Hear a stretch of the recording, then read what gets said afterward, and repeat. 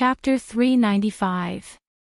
To shout like that at this time, it would be the center of attention. Bai Shan still wanted to persuade him, but it was too late. A silhouette dashed down the mountain. He didn't fly, but rather, he leaped. Holding two knives bigger than a human, he fanned himself and rushed down the mountain like a bat, his movements extremely fast. Although the crowd did not see clearly who it was, who else could it be other than Yu Qianqiu, who came from the four great families and held such strange knives? All the sects looked at each other, speechless, and felt a little ashamed. So many sects, but no one came out to fight, forcing a guy who could not fly to run and jump down to fight. How could they not feel ashamed? They were afraid that they would not be able to avoid a round of humiliation. Yan Fang's junior brother died, and he wanted to find someone to vent his anger, but he did not expect that the one who came to challenge him was a guy who could not even fly, and looked very young. He was stunned for a moment, then laughed and said, "Is there no one in China?" "Ha, young man, I don't kill nameless people. Seeing that your courage is commendable, I will spare your life. Quickly go back and call your elders." "Hee hee. You don't know me, what a joke." Yu Qianqiu's eyes lit up, he did not stop and directly rushed over. "Be careful." Yan Bugue suddenly shouted from the top of the mountain. The stumbling Yu Qianqiu ran all the way down and was already close to Yan Fang. Yan Fang still did not know the opponent's background and was still laughing. Hearing the warning, Yan Fang looked around and saw that the young man who rushed over did not say anything, but raised his knife and slashed at him. His movements were quite smooth. Yan Fang sneered disdainfully, waved the whip in his hand to block, and said in a deep voice, "It seems that I have to kill a nameless person today." His voice stopped abruptly. The black knife waved, and the snake-like black whip was cut into two. Yan Fang felt his neck cold, and his eyes opened wide in disbelief, but his vision had changed, and he saw his chin on the cold and wide knife. The young man did not hesitate to wave the other knife, and split a headless body in half, and his vision gradually blurred, the whole place was silent. Even the sound of the wind seemed to have quietened down. Only the words of the young man with the saber could be heard. Yu Qianqiu stood with his saber in front of him, looking at the head that had died with its eyes wide open. He said expressionlessly, "So what if he's famous or not? One saber is enough." With a twist of the blade, the head fell off. Yu Qianqiu quickly went over to take the storage bag from the corpse and put it away. Then, he turned around and ran back up the mountain with the two broadswords. What was the point of staying here if he didn't run after the fight? Safety first. When Yu Qianqiu ran back to the four great clans and put away the two sabers, everyone still felt as if they were in a dream. Running down just like that, chopping people down with one slash, then running back, and it was over just like that. Junior brother. A sorrowful howl came from the mountain where Yan Bugue was. The last of the three brothers landed in a flash. Good. The people of the Cultivation Alliance reacted, and immediately cheered loudly.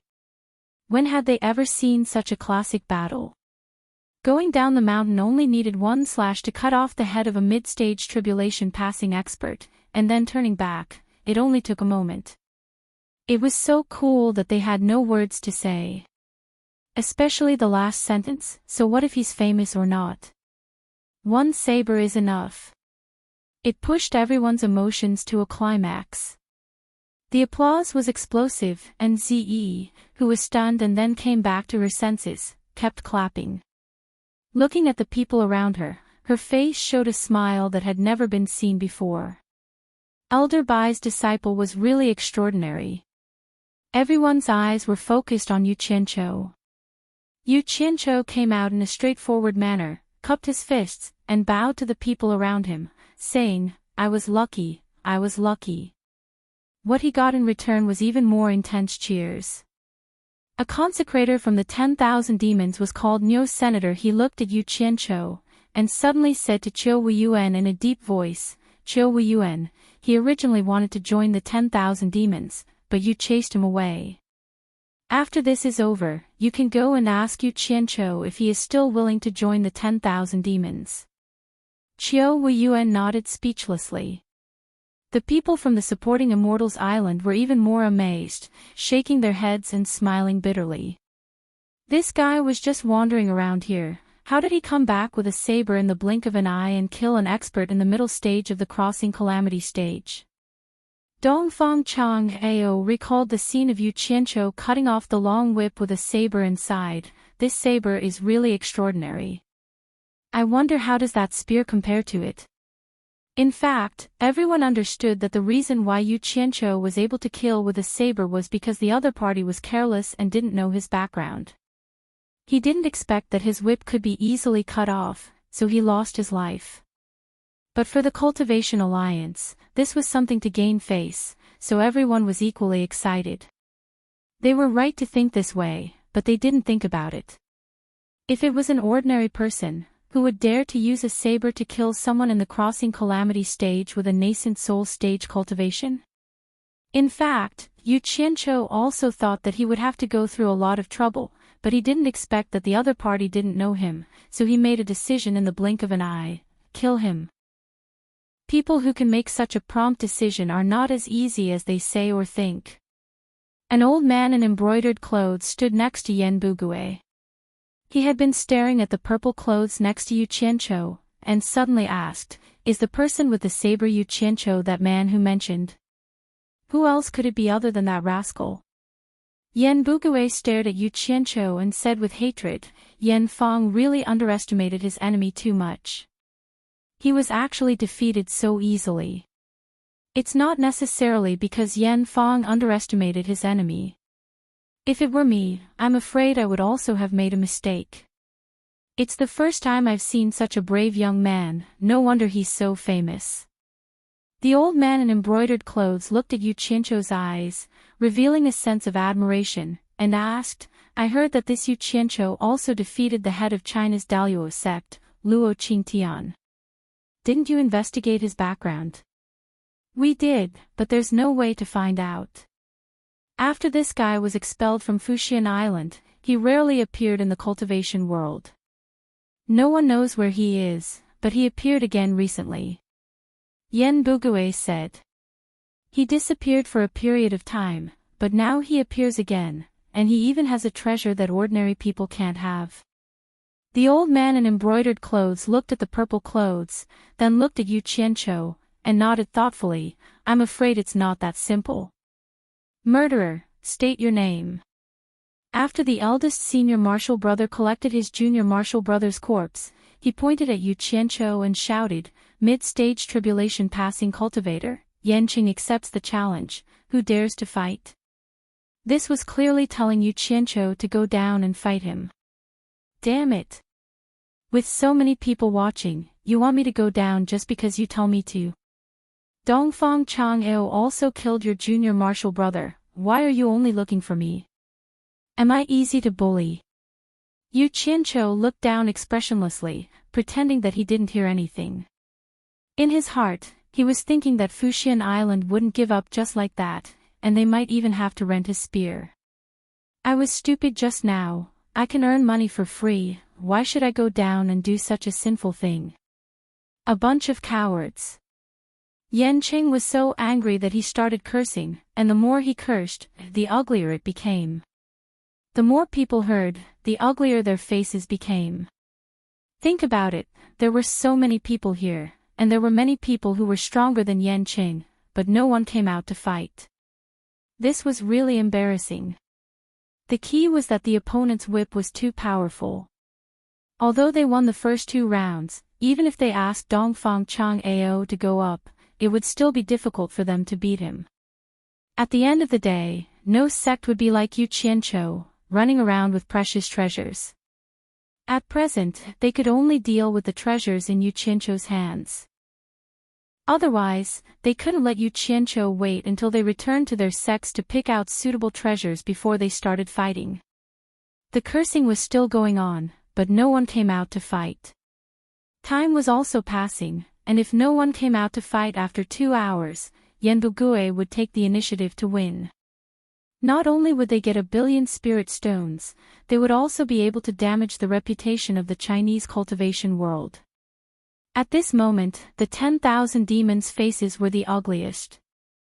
The leader of the righteous sects, Fuxian Island, had won the first round, but as the leader of the evil sects, the 10,000 demons, there was no response at all. After they returned, the prestige of the 10,000 demons in the evil sects would definitely plummet. Qiu Weiyuan was now a little uneasy and restless. He wasn't confident that he could deal with that strange whip, and if he didn't fight, how would the 10,000 demons face their fellow evil sects in the future? His restlessness fell into Yan Bugui's eyes, and a trace of bitterness flashed across Yan Bugui's face. He gritted his teeth and sent a telepathic message to Yan Qing, who was below. The person who killed your junior brother is called Yu Qianqiu. Yu Qianqiu. Yan Qing suddenly pointed his finger and shouted, "You coward is Yu Qianqiu."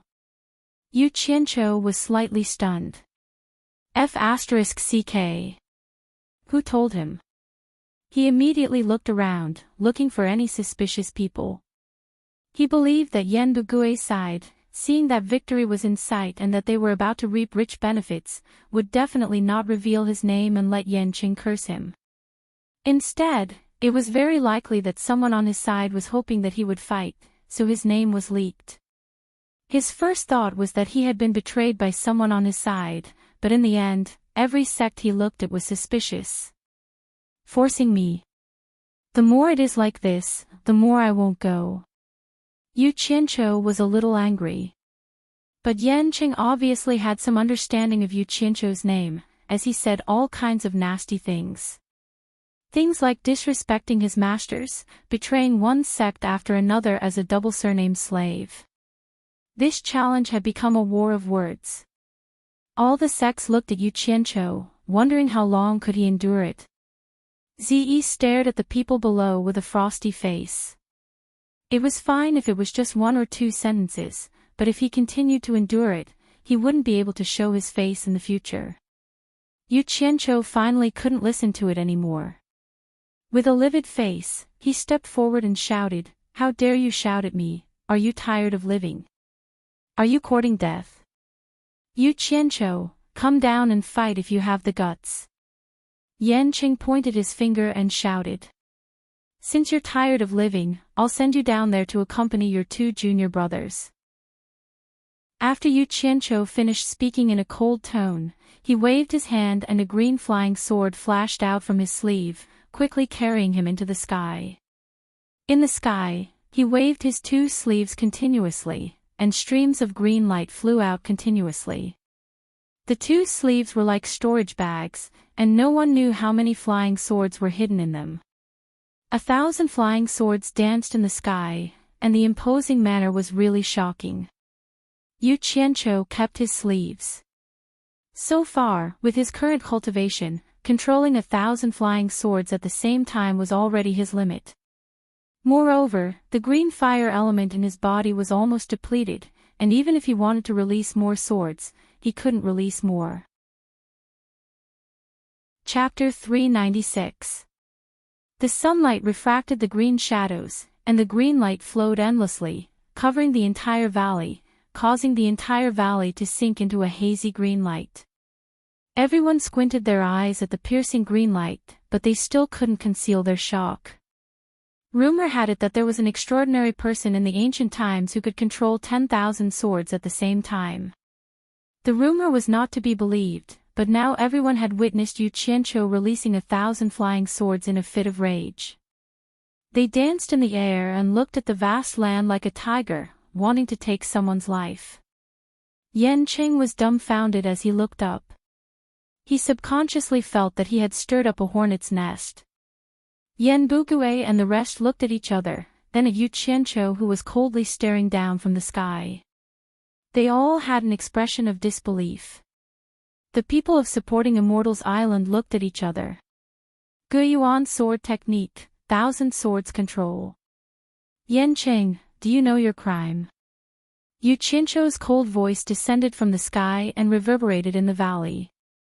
The flying swords above his head all stopped. The dazzling green blades slowly adjusted their direction and stared at Yanqing below. The black flame machete was able to take someone's life with a single slash. It was impossible for it to happen again. This time, he sent out all the green flame flying swords that he could control. He wanted to have a fair and square battle, to let the entire cultivation world know of his abilities and that he did not rely on luck to establish himself.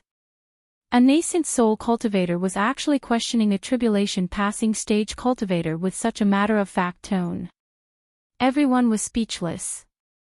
They didn't know if Yanqing could withstand the power of the 1,000 swords.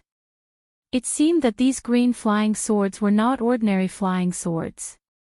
If it was them.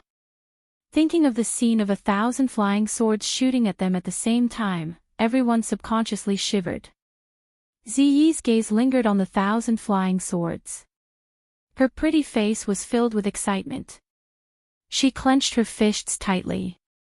From Yu Qianzhou's domineering aura, she seemed to see the shadow of Senior Bai. The faces of the 4 major families were filled with solemn respect. The disciple of the old ancestor was not angry, but once he was angry, he would shake the world. What crime did I commit? Yanqing smacked his lips and asked dryly. His tone had changed from cursing and arrogant to cautious. When it came to life and death, it was strength that determined the opponent's attitude. Who told you my name? Yu Qianzhou glanced at the surrounding mountains and changed the topic. The moment he said that, the various sects started sizing each other up. In fact, everyone had the same suspicion as Yu Qianzhou.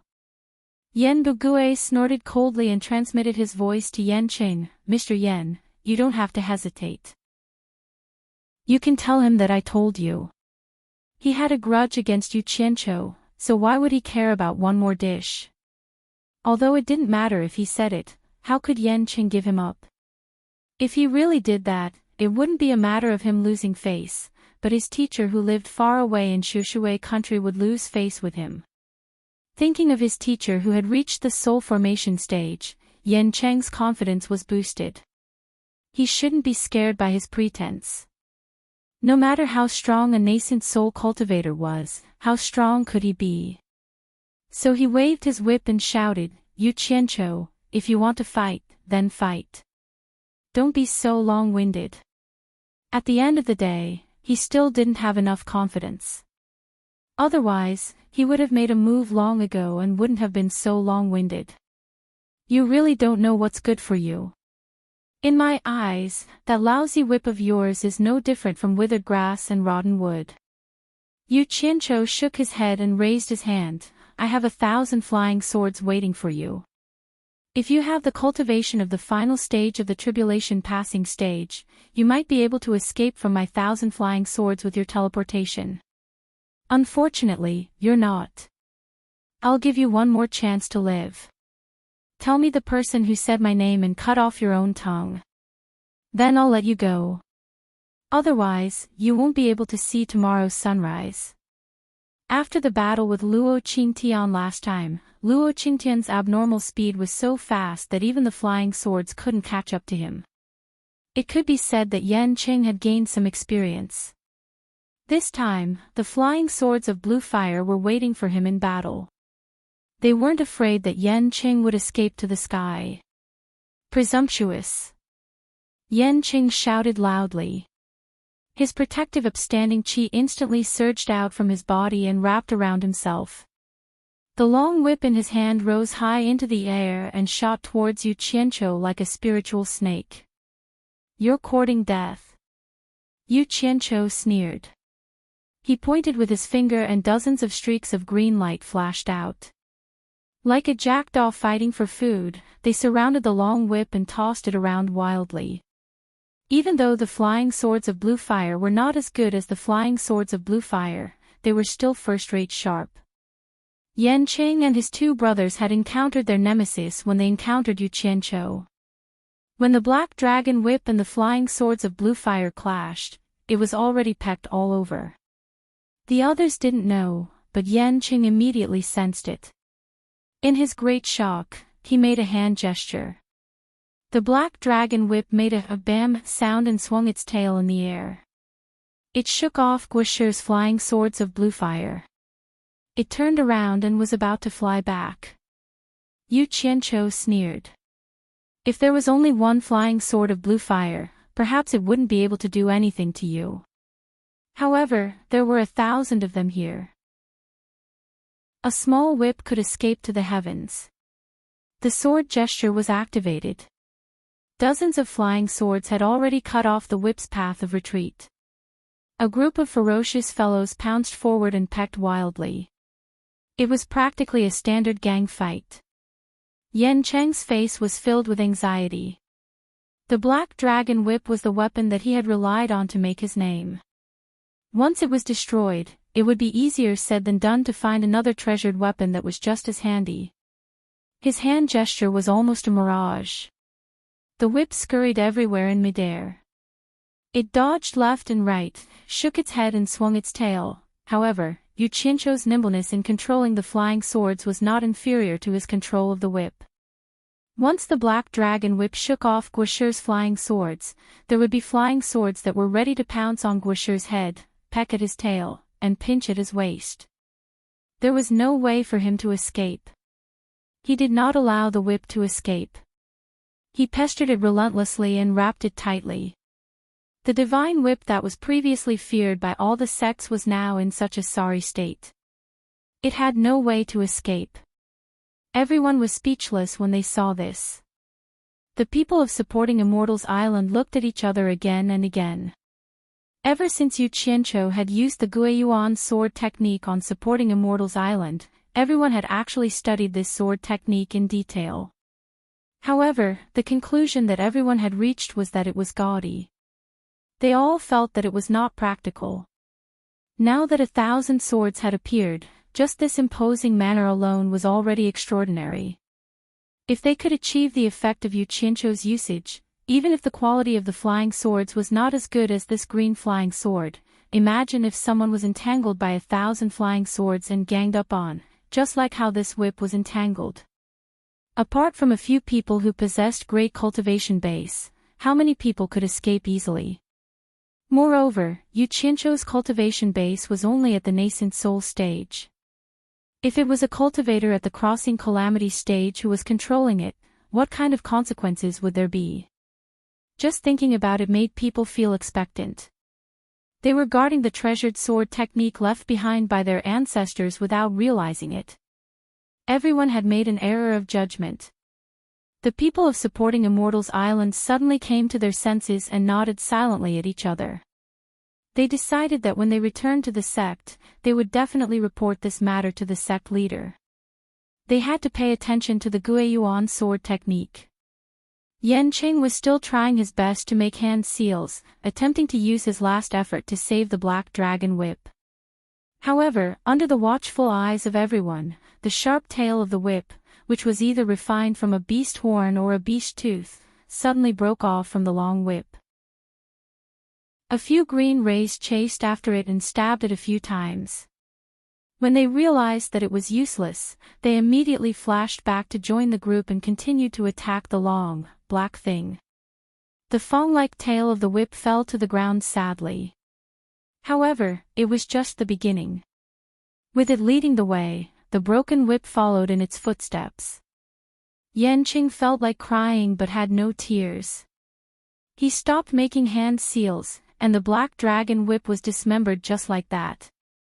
The victorious green rays seemed to be a little unsatisfied. They flew around in the air for a while. When there was really no target to attack, they obediently returned to their sword positions. When the various sects witnessed this scene, they were speechless. Such a fierce sword technique was simply unheard of and unseen. Today was an eye-opener for them. When everyone looked at Yu Qianqiu again, their gazes were much more solemn.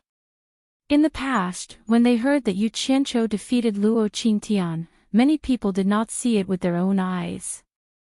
They thought that it was because of the sharpness of the treasure and luck. Now, everyone clearly saw the word strength. Although the outcome of this battle had not been decided, Yu Qianqiu had such a powerful and outstanding sword technique. There was no doubt that he should have a place in the cultivation world. The contemptuous gazes of the various sects had disappeared. From today onwards, they would look at this young man with a rather bad reputation. Ziyi's eyes were full of splendor. She watched with relish. It seemed that no matter when or who Yu Qianqiu fought, she would not be very worried. Because of her blind worship of Bai Chongqun, she had already thought that Elder Bai's disciple should be like this. Yan Qing looked around a little gloomily. Thousands of flying swords were floating in the valley, ready to attack from all angles, aiming at him inside the protective aura. The cyan sword net completely surrounded him. At this moment, whether it was the Cultivation Alliance or Yan Bugue and the others, when they saw this scene in the valley, they all felt a little ashamed for Yan Qing. A tribulation-passing cultivator fighting with a nascent soul cultivator was actually trapped to the point that he could not move an inch. It was simply a joke. Yu Qianqiu glanced at Yan Bugue, who was on the top of the mountain, and smiled faintly at Yan Qing. Although you were the one who provoked me, I have always been a kind person. You are the only one left out of the three of you. I can't bear to kill you.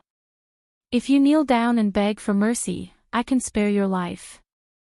As soon as he said this, several cold snorts came from Yan Bugue's side, echoing in the valley. It could be seen that the person who made the sound had a very high cultivation. That group of people stared at Yu Qianqiu like knives. Yan Cheng was representing them. If he knelt down and admitted defeat, he would not only lose face, but Yan Bugue and the others who took the initiative to challenge him would also be completely disgraced.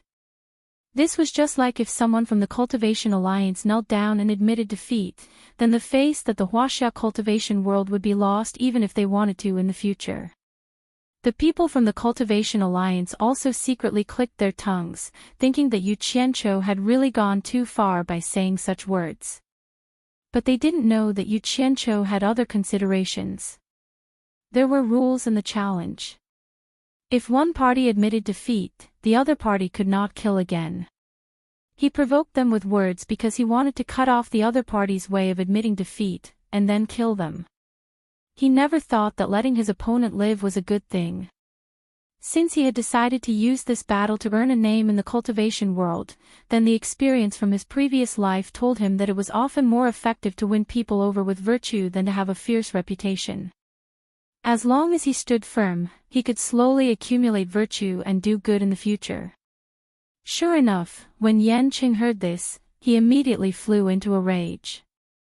He pointed his finger and shouted, "Yu Qianqiu, don't be so arrogant. You want to force me to beg for mercy and admit defeat with just a flying sword. What a joke." Clang! As soon as he finished speaking, he saw a green light hit his protective vigor chi like lightning. The protective vigor chi was not damaged at all, and the green light quickly returned to its place. Yu Qianqiu nodded and said with a smile, "Sure enough, you have something to rely on, no wonder. But today, I will let you foreign cultivators learn a lesson. How can the Huaxia cultivation world be a place where you can mess around?" Chapter 397. Hearing this, Yan Bugue was silent, but some of the people around him were livid. The Cultivation Alliance naturally applauded. Yan Qing snorted coldly. Relying on his protective gang chi, he forcefully knocked away the flying swords that stopped around him, and quickly rushed towards the direction of Yan Bugue and the others. His intention was obvious. As long as he left the valley, he would lose, and the opponent would not chase him anymore.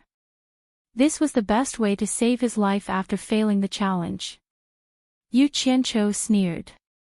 "Sure enough, as I expected, everyone wants to live when they are in danger. You want to run away like this. Fortunately, I planned it first. Otherwise, if you admit defeat in public, I will have to stop." Everyone also saw Yan Chang's intention. He did not admit defeat verbally, but he wanted to escape. He wanted to save his life, but he did not want to lose too much face. Next, it was up to Yu Qianqiu to make him stay. To everyone's surprise, the flying swords all over the valley did not carry out a fierce attack. Hundreds of flying swords moved with Enchanting, waiting for the right moment, and the remaining hundreds of swords wrapped around the protective gang chi that was escaping. Looking from a distance, it looked like a cactus or a hedgehog flying. Enchanting stopped in mid-air, arms crossed in front of his chest, and stared expressionlessly at the spiked ball. Everyone did not know what he was going to do. Enchanting, who was hiding in the protective gang chi, also felt a little surprised. The opponent did not attack forcefully. Although this was good, it made people feel inexplicably uneasy. His worry was right. Enchanting would not let him go like this. Just as he felt uneasy and sped up to escape, a scorching heat suddenly came from outside his protective upstanding chi. The protective upstanding chi that was connected to his mind almost collapsed in an instant, but the flying swords outside forced him to resist it with brute force. Everyone was surprised to find that Enchanting had stopped in the air. Could it be that he suddenly came to his senses and wanted to fight with Enchanting for the sake of his dignity? Bugui and the rest looked at each other, not knowing what Enchanting was trying to do. Glancing at Enchanting, they realized that he was sneering at them with malicious intentions. Suddenly, they felt that something was amiss. Several voice transmissions rang out in Enchanting's ears, asking him what exactly was going on. However, he was currently in a difficult situation, and was circulating his energy to resist with all his might. The scorching heat seemed to be teasing him. When he was just able to adapt a little, the temperature immediately rose a little. When he was barely able to adapt, the temperature rose again. It seemed that it would not let go until he was forced to use his protective upstanding chi. However, he had no treasures in his hands now. Once he left the protective upstanding chi and faced the 1,000 flying swords outside, he would die. Enchanting's eyes were red, his skin was bright red, and his 7 orifices were bleeding. Finally, he could no longer bear such torment. He made the same move as the Daluo sect master Luo Qingtian, self-destructing his protective aura shield. Bang! Under the watchful eyes of the crowd, a loud noise sounded out of thin air. The spiky ball wrapped by the green flying swords was instantly blown into pieces. The airflow surged and a figure quickly sprang out from it. He wanted to take advantage of the impact of the explosion to scatter the flying swords and quickly escape. However, there were only a few hundred flying swords that were blown away by the explosion. The remaining few hundred were already prepared and waiting for him. As soon as Enchanting sprang out, hundreds of green cold lights immediately broke through the turbulent airflow and shot towards him from all directions like lightning. Enchanting was able to cultivate to the middle stage of crossing calamity, so he was not completely useless. Without the burden of the protective aura shield, when he saw the group of flying swords attacking him, he also went all out. He immediately struck out his palms in all directions like shadows. Bang, bang, bang. He slapped out a powerful force, knocking away the flying swords that were attacking him. He forcefully resisted the first round of attacks with his profound cultivation base. However, there were too many flying swords. Even the green flying swords that were blown away by his self-detonation of the protective aura shield also swept towards him again. Everyone was silent. Looking at the situation, they knew that this master in the middle stage of crossing calamity was making a futile last-ditch struggle. He forcibly consumed his cultivation base to resist, but he could not move an inch. How long could he resist like this? Although they did not know what method Enchanting used to force him to self-detonate his protective aura shield, since he had arranged everything step by step, they were afraid that he did not intend to let him go. After all, there were too many flying swords. Finally, there was a streak of cyan cold light that slipped through the net. Enchanting, who was already bleeding from his 7 apertures, suddenly felt a chill on his back. His body fiercely trembled, and after a slight ferocious expression, an inexplicable sorrow flashed across his face. He saw with his own eyes that a cyan blade had drilled out of his chest, bringing with it a bright red flower of blood. Yan Qing used all his strength to slap a few times and shouted at Yu Qianqiu in a shrill voice, "Yu Qianqiu, even if I become a ghost, I will not let you go." His mournful voice reverberated endlessly in the valley. It was no wonder that he would say such resentful words. After he died, the deaths of his 3 fellow apprentices were inextricably linked to Yu Qianqiu. How could he not hate? All of a sudden, thousands of flying swords stopped in the air and did not continue to attack. Everyone was surprised. Was this guy going to show mercy? While they were puzzled, they heard Yu Qianqiu say indifferently, "Even if I become a ghost, you will not let me go." What a joke. I hope you can cultivate until the end of the Ghost King after you become a ghost, otherwise you are not even qualified to see me. I have a word of advice for you. After you become a ghost, you should peacefully reincarnate as a human.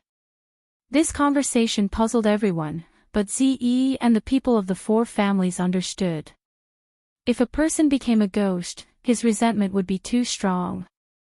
It was possible that he would not enter the underworld and stay in the human world. However, the yang qi in the human world was too strong. It was not something that a little ghost who had just become a ghost cultivator could bear. He was afraid that his soul would disappear soon. Even if he could barely survive, how could the cultivators of the human world let a ghost cultivator stay in the human world? The Taoist protector would definitely kill him. At present, the only place suitable for ghost cultivators to cultivate was the demon ghost realm, which gathered Yin Qi. However, if they wanted to find trouble with Yu Qianqiu in the demon ghost realm, with Yu Qianqiu's identity in the demon ghost realm, it would be a joke if it was not. As soon as he finished speaking, the green light flashed, and the swords swarmed to snatch it. In exchange, a shrill scream was drowned in the bloodthirsty green light in the blink of an eye. As the blood mist spread in the air, a few pieces of ragged clothes were also chased by the green light and turned into dust. Everyone gasped. Not only was this sword technique powerful and fierce, but it was also abnormally vicious. It actually turned Yan Cheng's bones into dust. Not even a piece of his remains was left. The people of Supporting Immortals Island looked at each other firmly again. The Guiyuan sword technique could actually be so fierce. It was really a top-notch sword technique for killing enemies. As the smell of blood spread, Yu Qianqiu frowned slightly. He opened his arms and thousands of cold lights were summoned. They split into 2 green torrents and returned. In the blink of an eye, all of them were absorbed into his sleeves. Immediately, Yu Qianqiu's figure flashed, and he quickly returned to the front of the 4 families on his sword. As soon as he landed, the green light under his feet also nimbly flicked into his sleeves. The blood mist in the air was blown away by a gust of wind. Ze looked at Yu Qianqiu, who had returned victorious, and clapped her hands excitedly. The applause was abrupt. The atmosphere on the side of the Cultivation Alliance also recovered from the depressing atmosphere. When they remembered that they had won again, they immediately cheered again. However, everyone seemed to have lost the passion from before. The applause and cheers were much more reserved. Everyone looked at Yu Qianqiu with a more complicated expression. From today onwards, no sect would dare to look down on this person. Senior Chang, why didn't you let me shout for Yan Qing just now? At least he could have saved his life. Yan Bugue asked the old man in embroidered robes beside him. Just now, Yan Qing was in a precarious situation.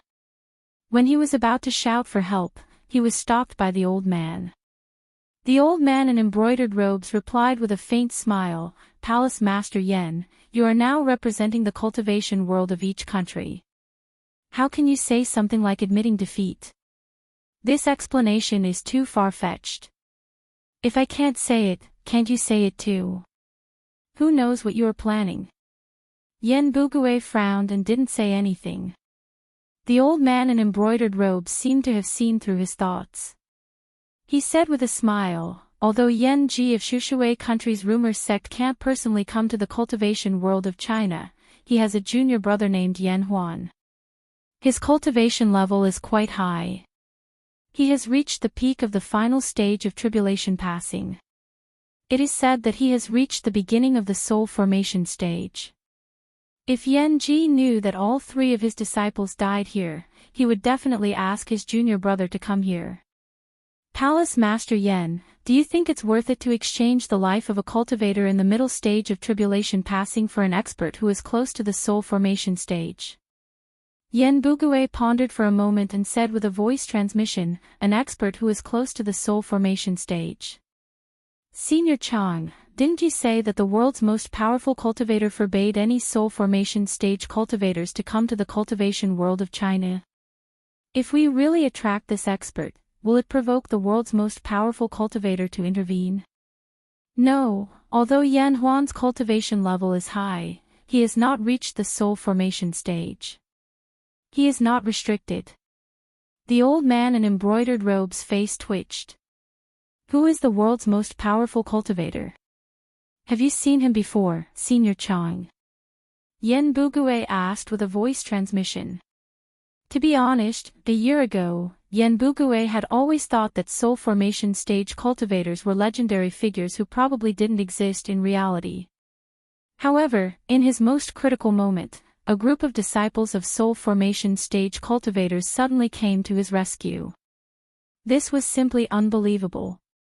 After the incident, both sides reached an agreement to use each other. He also understood the purpose of these people's visit. However, what he was most curious about was what kind of person the legendary world's most powerful cultivator was. How could he make so many soul formation stage cultivators hesitate and really not dare to take a step into China?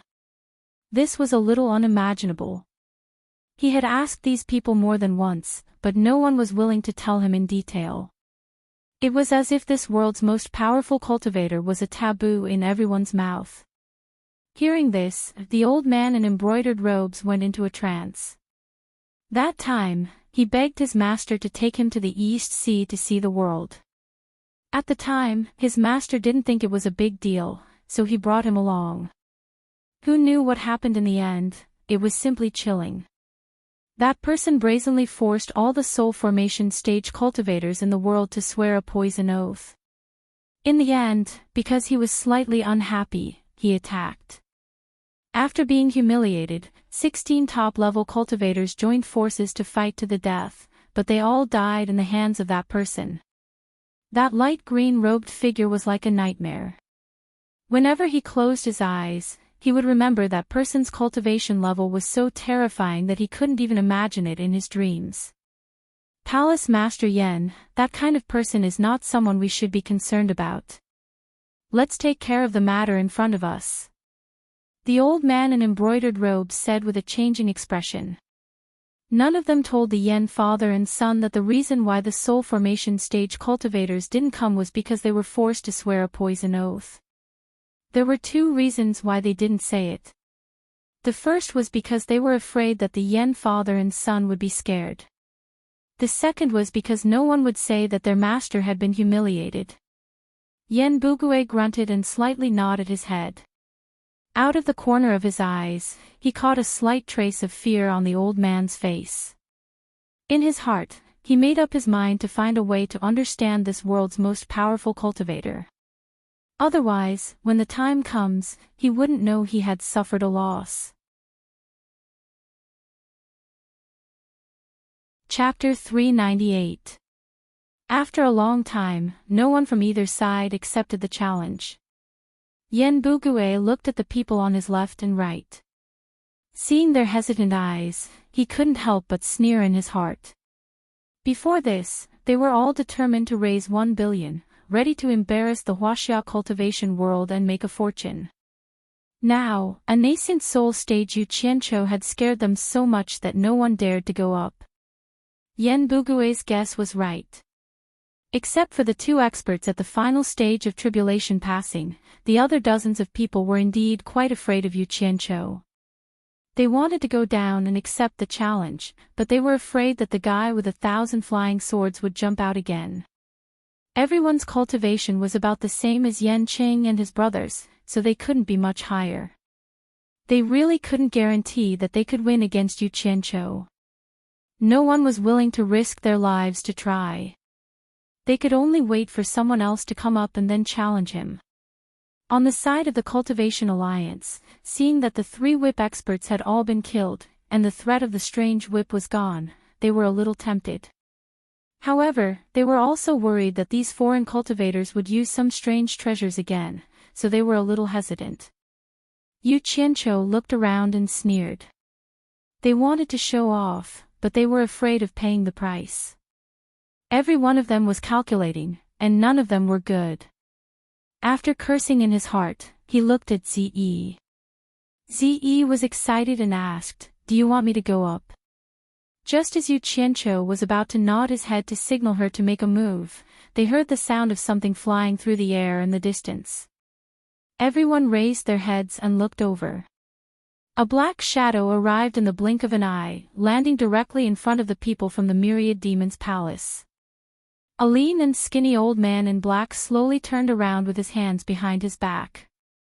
His snow-white hair flowed freely behind his back as he stared at the mountaintop where Yan Bugue was at with a glint in his eyes.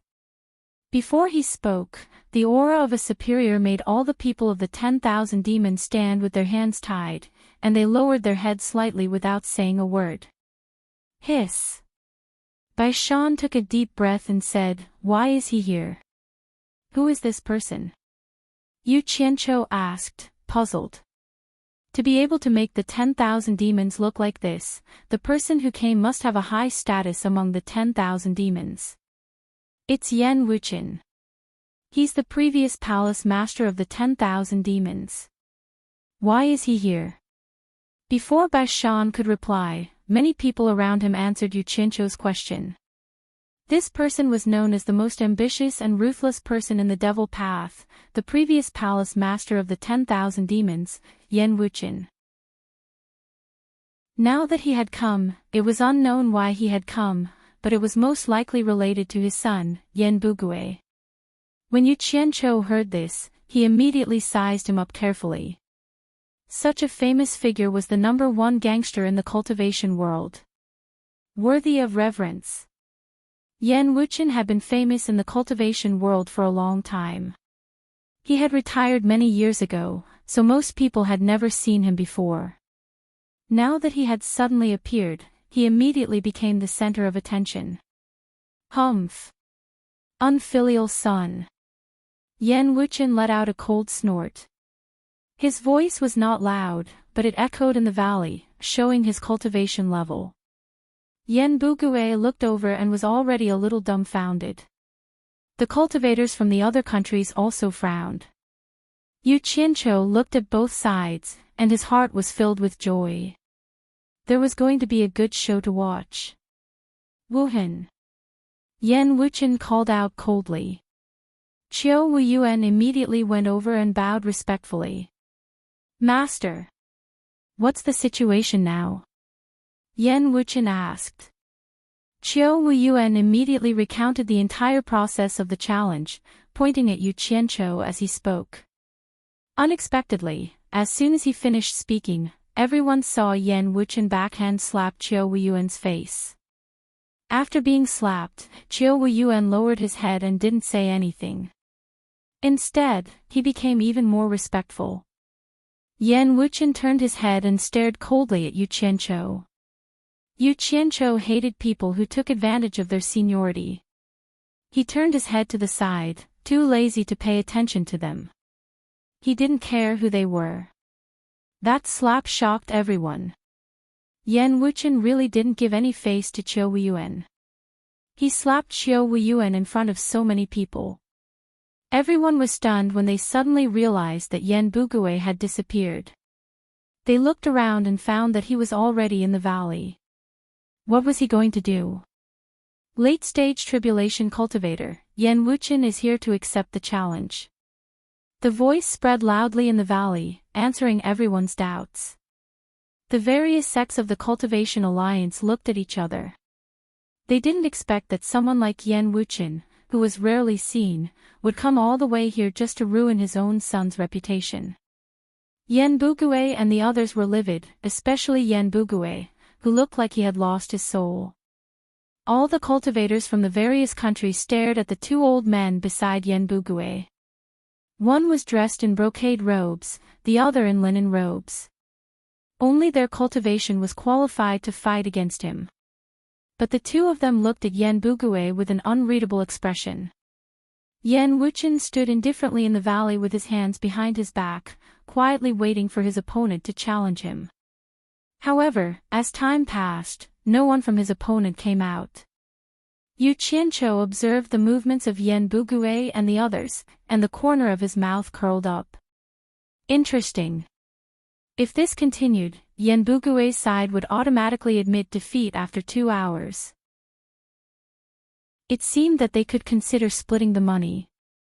Just as the 2 hours were about to end, the old man in linen robes stepped out with a sullen face.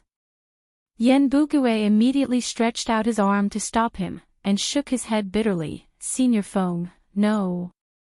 That's my father." Yen Wuchen glanced over slightly. The old man in linen robes said in a low voice, "Palace Lord Yen, you must be joking. You have to understand that if we don't accept the challenge, we will lose 1 billion. This is not a small amount. We can't lose 1 billion just because it's your father. Who has the face to be worth 1 billion? Senior Chang, do you have any good ideas?"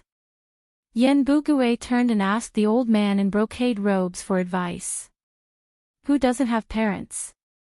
Palace Lord Yen, we all understand your difficulties." The old man in brocade robes paused, and continued, "But it's unreasonable to let everyone lose 1 billion just because of your father.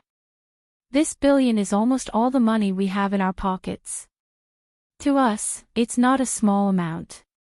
Even if I agree, no one else will. Unless Palace Lord Yen has another way to compensate us for our losses, there's nothing I can do." Yen Bugue's heart was filled with anger. The challenge was caused by you guys. Now, other than the two of you who are in the final stage of the tribulation passing stage, the rest of the tribulation passing stage have been intimidated by Yu Qianqiu. Even if the two of you fight, who can guarantee that you'll be a match for my father? Now you're asking me to compensate for your losses. If I can really unify the cultivation world of China, then I can let you pick any 2 spirit stone mines and mine them indefinitely. Right now, I can only make an empty promise. If you don't think it's appropriate, then please do as you please." Yen Bugue said in a low voice. He had no choice but to make this promise. If it was someone else, he wouldn't care. After all, he didn't have to pay a single spirit stone. However, it was his own father. No matter how bad he was, he didn't dare to be accused of disobeying his own father. The group of people exchanged glances, expressing their agreement by not speaking. One had to know that a top-grade spirit stone mine could earn tens of millions of upper-grade spirit stones in a year. It would only take 100 years to recoup the cost. To cultivators, 100 years was not too long. But 2 top-grade spirit stone mines would only take 50 years, not to mention that they could mine it indefinitely. It should be a huge profit. The only risk was that even if everyone worked together, they might not be able to help Yen Bugue unify the cultivation world of China. Then, there would be nothing left. But it shouldn't be a big problem. The old man in linen clothes relaxed. The old man in brocade clothes looked at the crowd and smiled at Yen Bugue. "Since Palace Lord Yen has put it this way, we naturally can't do anything to make you and your father turn against each other. Sigh. We'll do as Palace Lord Yen says. We shouldn't stay here for long. Let's go." The group of people suddenly left in a hurry. The people of the Cultivation Alliance were all stunned. Then, they all looked at Yen Wuchen who was in the valley. Needless to say, it was because of his father that Yen Bugue could give up 1 billion spirit stones and retreat without a fight. 1 billion spirit stones. He threw it away just like that. What a deep bond between father and son. Yen Wuchen raised his head slightly and looked in the direction of Yen Bugue's departure. He did not move for a long time, the opponent withdrew, and the challenge ended just like that. It was an unexpected win, and no one felt that there was anything to be happy about. Next, what everyone was most concerned about was the ownership and division of the 1 billion spirit stones. That was a large sum of money. The ones who had the opportunity to divide it were naturally the top 10 sects of the Orthodox and Devil sects, and the 4 great clans. As for the other sects who did not contribute money or effort, and instead watched the show for nothing, they naturally did not have a share. The crowd returned to the 100 Flowers Valley. Yu Qianqiu and Ze followed closely behind the 10,000 demons. They had their money in their hands, and they were a little worried if they did not follow them closely. Running away with money could happen in any era. In the Cultivation Alliance, the first thing to do was to follow the agreement from the beginning. Everyone would get back how much they had contributed. Yu Qianqiu happily pocketed his 40 million. Then, he stood guard at the edge of the Myriad Demon's palace, waiting for the distribution. He thought to himself, I've won 2 rounds, so I should get the biggest share. Ze also followed beside him with a face full of excitement, waiting to get the money. The 2 guys who only cared about money were smiling from ear to ear, and they looked quite lovable when they saw them. We agreed before that 1 billion spirit stones will be divided into 20 parts, and each part will be 50 million. Winning 1 round will get 50 million. Supporting Immortal Island won the first round, so they should get 50 million first. Yu Qianqiu won 2 rounds, so he should get 100 million. Senior Yen of the 10,000 demons came out to scare off the opponent, so he naturally won 1 round, so the 10,000 demons should also get 50 million. As for the remaining 800 million, I suggest that we split it according to the proportion of contribution, Zhu Xianxian of the Daluo sect suggested. Not bad, this is considered fair. I agree. The Blood Demon Palace, the Corpse sect, the Moon sect, and some other sects that paid expressed their agreement. Yu Qianqiu silently calculated in his heart, and the smile on his face froze, and his expression suddenly darkened. This doesn't seem right. Qiu Wuyuan looked around at the crowd and said, if it wasn't for my master this time, who knows how long this challenge would have lasted, and who knows what would have happened. It can be said that my master ended the last 17 rounds by himself, so the 10,000 demons should get 17 portions of the money. However, the 10,000 demons will not do something like eating all the money alone. I am willing to give 2 portions to the sects that paid but did not contribute. Chapter 399. Haha, it's true that Senior Yen is an honorable man, but he's only made an appearance once, and he hasn't even done anything yet. Isn't this appearance fee a little too high? Zhu Xianxian looked at the crowd and asked with a smile. Zhu Xianxian, don't be so sarcastic. Qiu Wuyuan glared at him and said, everyone is well aware that if it wasn't for my master's arrival, Yan Bugui wouldn't have thrown down 1 billion for us to take advantage of. Your Daluo sect hasn't even done anything, yet you're already able to take advantage of it. Could it be that you think it's too little?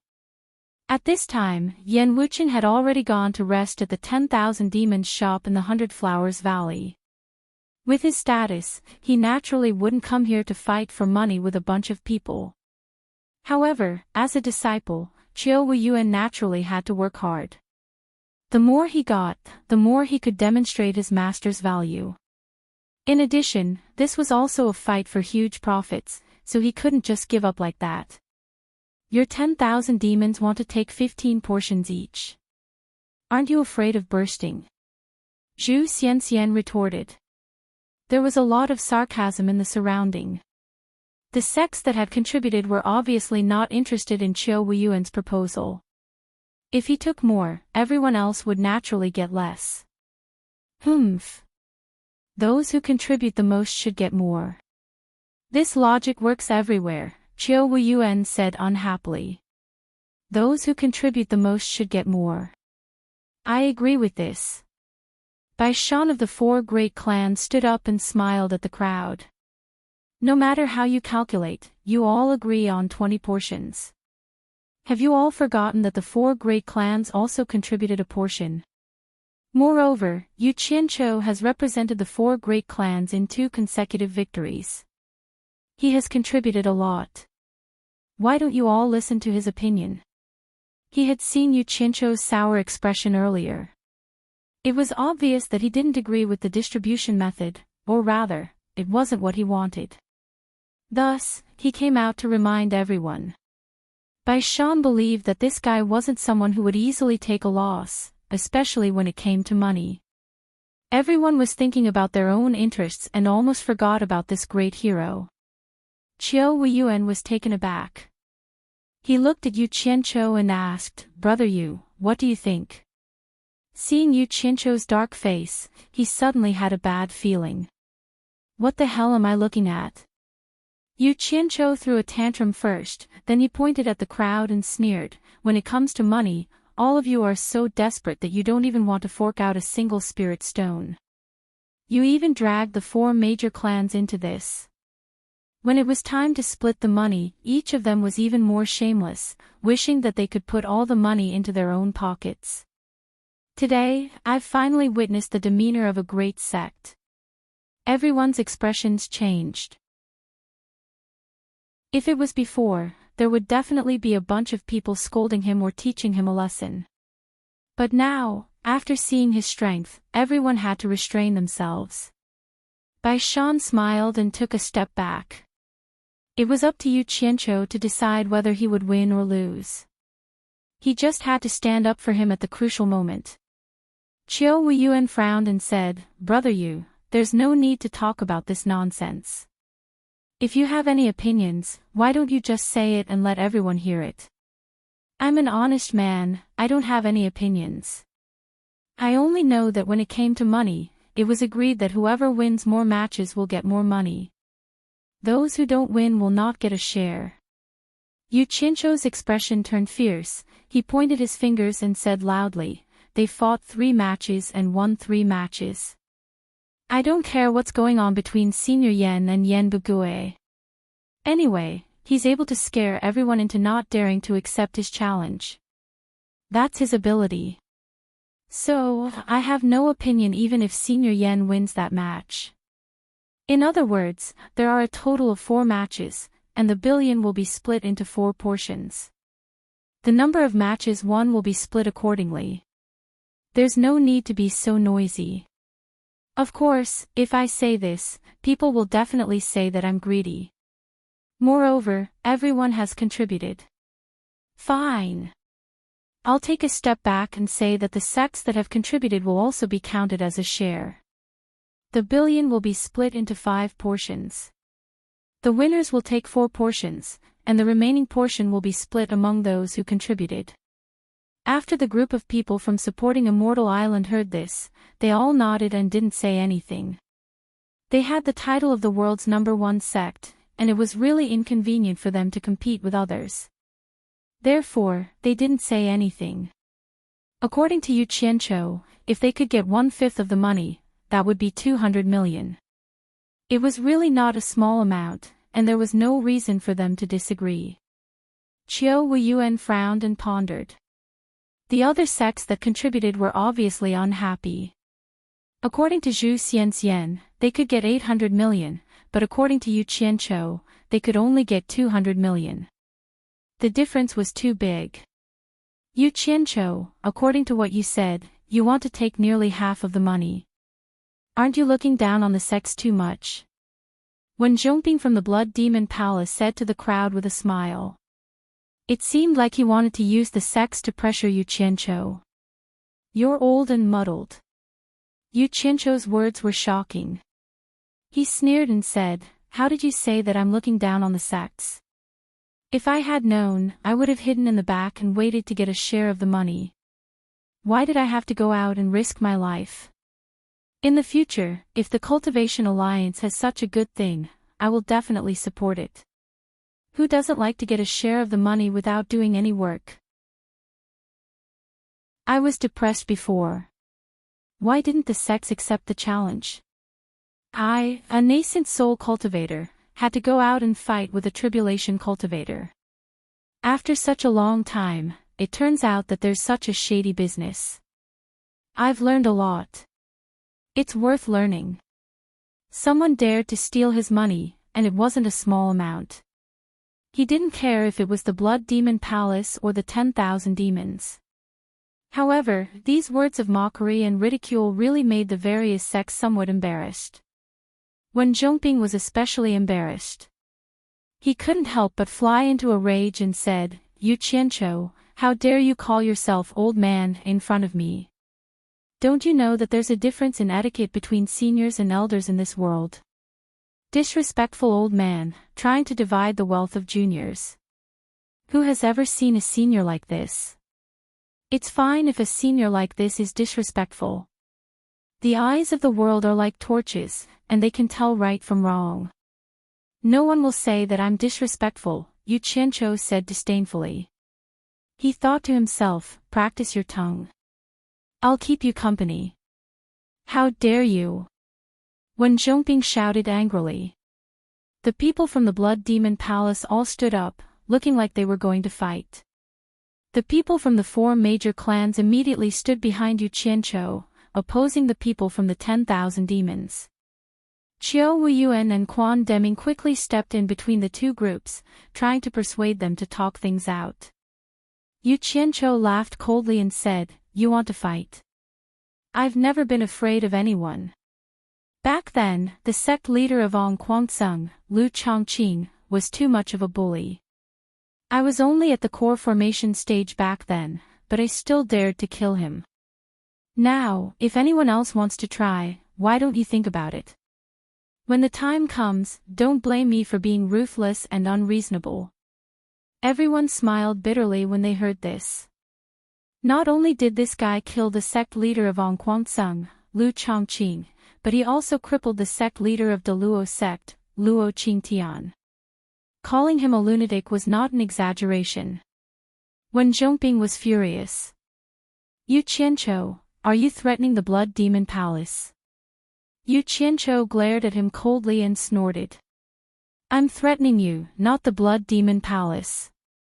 But if you want to drag the Blood Demon Palace into this, I won't object. In short, there's nothing more than reason. We've agreed before that the more we win, the more we get. I've won 2 rounds, so I should take 400 million. That's the bare minimum. If anyone dares to give me less than a spirit stone, try it. I don't care if it's the Blood Demon Palace or the Clearwater Palace. No matter how famous you are, you still have to be reasonable. Otherwise, it's no different from robbery." With such a large sum of money, he definitely wouldn't back down. Everyone looked at each other. This guy openly admitted to threatening Wen Zhongping. It seemed like he wouldn't stop until he got his hands on 400 million. Wen Zhongping would probably lose face in front of so many people, and he wouldn't let this go. Wen Zhongping wanted to use the name of the Blood Demon Palace to pressure Yu Qianqiu. Who knew that this guy didn't have any scruples at all? His words went straight to the face, not giving him any leeway to back down. Just as he was flushed with anger, Zhu Xianxian shouted, "Yu Qianqiu, this isn't a place for you to behave atrociously." He and Yu Qianqiu had an old grudge, and he had lost face because of it. Now, there was a conflict of interest, so he couldn't help but jump out. "How am I behaving atrociously?" Yu Qianqiu raised an eyebrow and asked, "Zhu Xianxian, even though what I said wasn't pleasant to hear, every word I said was the truth. Which part of it was nonsense? Are you going to use the name of the Daluo sect to pressure me? Have you ever seen me afraid of the Daluo sect?" As soon as he said this, everyone immediately remembered how Yu Qianqiu killed Luo Xiaohan outside the 100 Flowers Valley and how Zhu Xianxian avoided the battle. Recently, Yu Qianqiu had another fierce battle with the Daluo sect leader, and they really didn't see him afraid of the Daluo sect. These incidents had also caused the Daluo sect to lose face. Zhu Xianxian naturally let his imagination run wild when he heard this. He took a few steps forward, but was stopped by Quan Deming. He couldn't help but fly into a rage out of humiliation and said, "You Qianqiu, don't try to be eloquent. Do you dare to fight me to the death?" Everyone was shocked. Wen Zhongping was originally angry, but he was stunned by these words. He looked at Zhu Xianxian speechlessly and thought, even Luo Qingtian isn't his opponent, and you actually want to challenge him. Aren't you overestimating yourself? Let's just talk. Why do you have to find trouble for yourself? He was sober now. Yu Qianqiu was also stunned. He took out a black machete from his storage bag and stabbed it into the ground. He sneered and said, "A gentleman uses his mouth, not his fists. If someone forces me to fight, they should first ask if my 6-foot black blade agrees to it." A murderous chill instantly burst forth from the blade. Everyone quivered. The black fellow's one blade is enough, power was still lingering in the air. Zhu Xianxian's pupils shrank when he saw the blade, and his anger had mostly cooled down. Qiu Weiyuan shook his head and smiled bitterly. "Everyone, calm down and discuss this properly. Brother Yu, please put away the blade," he said and gave Quan Deming a look. Quan Deming understood and comforted Zhu Xianxian. He pulled him back to his original position, giving Zhu Xianxian a way out. Wen Zhongping was also pulled back by Qiu Weiyuan. Yu Qianqiu also turned around to persuade the people from the 4 major families to leave. He turned around and raised his hand to point at the blade. With a solemn expression, he said in a sonorous voice, "Not for money or reputation, but for reason. The blade is fair, and I will not keep it for now. I will set this as evidence. If there is any injustice, Yu Qianqiu is willing to uphold justice with this blade. Even if the blade is destroyed and I die, I will not hesitate." His words were very righteous and emotional, as if he himself was the embodiment of justice. Everyone present cursed in their hearts. If we want money but don't care about face, then you want money but don't want to lose face. Why are you pretending to be righteous? If it's money, then it's money. Why talk so much about reason? He's clearly telling everyone that if anyone dares to give him less than a piece of spirit stone, he will fight with them. Isn't this bullying? Chapter 400. The people from the 4 major families looked at each other and thought to themselves, no wonder the great ancestor chose him to be her personal disciple. He's really a talent. Bai Shan looked at Bai Zizong meaningfully, but the latter shook his head and smiled bitterly. Many people from the supporting Immortal Island sighed in their hearts. Such a talent was actually expelled from the supporting Immortal Island. If he was still around, he could take over Dongfang Chang'ao's position and represent the supporting Immortal Island in the cultivation world. He would definitely be able to fight for the greatest benefits for the supporting Immortal Island. The supporting Immortal Island lacked shameless people like him. Qiu Weiyuan's face twitched. He still couldn't understand why Yu Qianqiu said he wanted to join the 10,000 demons. He didn't know if it was true or not. Yu Qianqiu's face was solemn. He crossed his arms and stood beside the saber. He seemed to be determined to maintain fairness and justice. In fact, everyone knew what was going on. It wasn't as righteous as he made it out to be. In the end, it was all about money. However, no one blamed him now. This was the truth. There were some things that people wouldn't say even if they knew the truth. Once it was said, everyone would be embarrassed. If they were to fight, the consequences would be unpredictable. After all, those who could sit here were not 3-year-olds. There was a price to pay for being impulsive. But then again, if Yu Qianqiu didn't possess some strength and dared to cause trouble here, then he would have probably been slapped to death a long time ago. Similarly, if that was the case, he wouldn't have come here to court death. One should do things according to one's strength. Overestimating one's strength would only make one suffer. Retribution would always be on oneself. In the midst of the silence, Yan Wuchen, Niu Sen, Ji Nian, Fan Benlei, and Dongfang Cheng Ao walked in together. An aura that belonged to experts instantly covered the entire place. These 5 people were prominent figures from both the Orthodox and Demon sections. Everyone present stood slightly to pay their respects. The pupils of the 5 people shrank slightly. They saw the saber standing in the middle of the place and Yu Qianqiu guarding the side of the saber. What's going on? Yan Wuchen, who was seated at the front, asked in a deep voice as he swept his gaze across the crowd. Qiu Wuyuan immediately went over and explained the whole story respectfully. At the same time, Quan Deming also took the initiative to explain to Ji Nian and Fan Benlei. After understanding what was going on, Yan Wuchen glanced sideways at the few people around him. Then, he stared at the unmoving Yu Qianqiu and walked over slowly. Yu Qianqiu raised an eyebrow and turned around, just in time to meet Yan Wuchen's bright eyes. He also slowly turned around.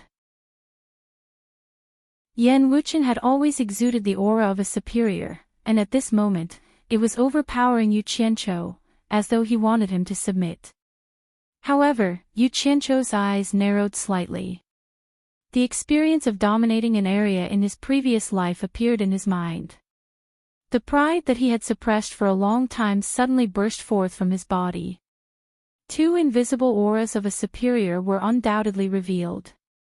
One aura that looked down on the world, the other aura that dominated an area. Suddenly, they clashed and clashed.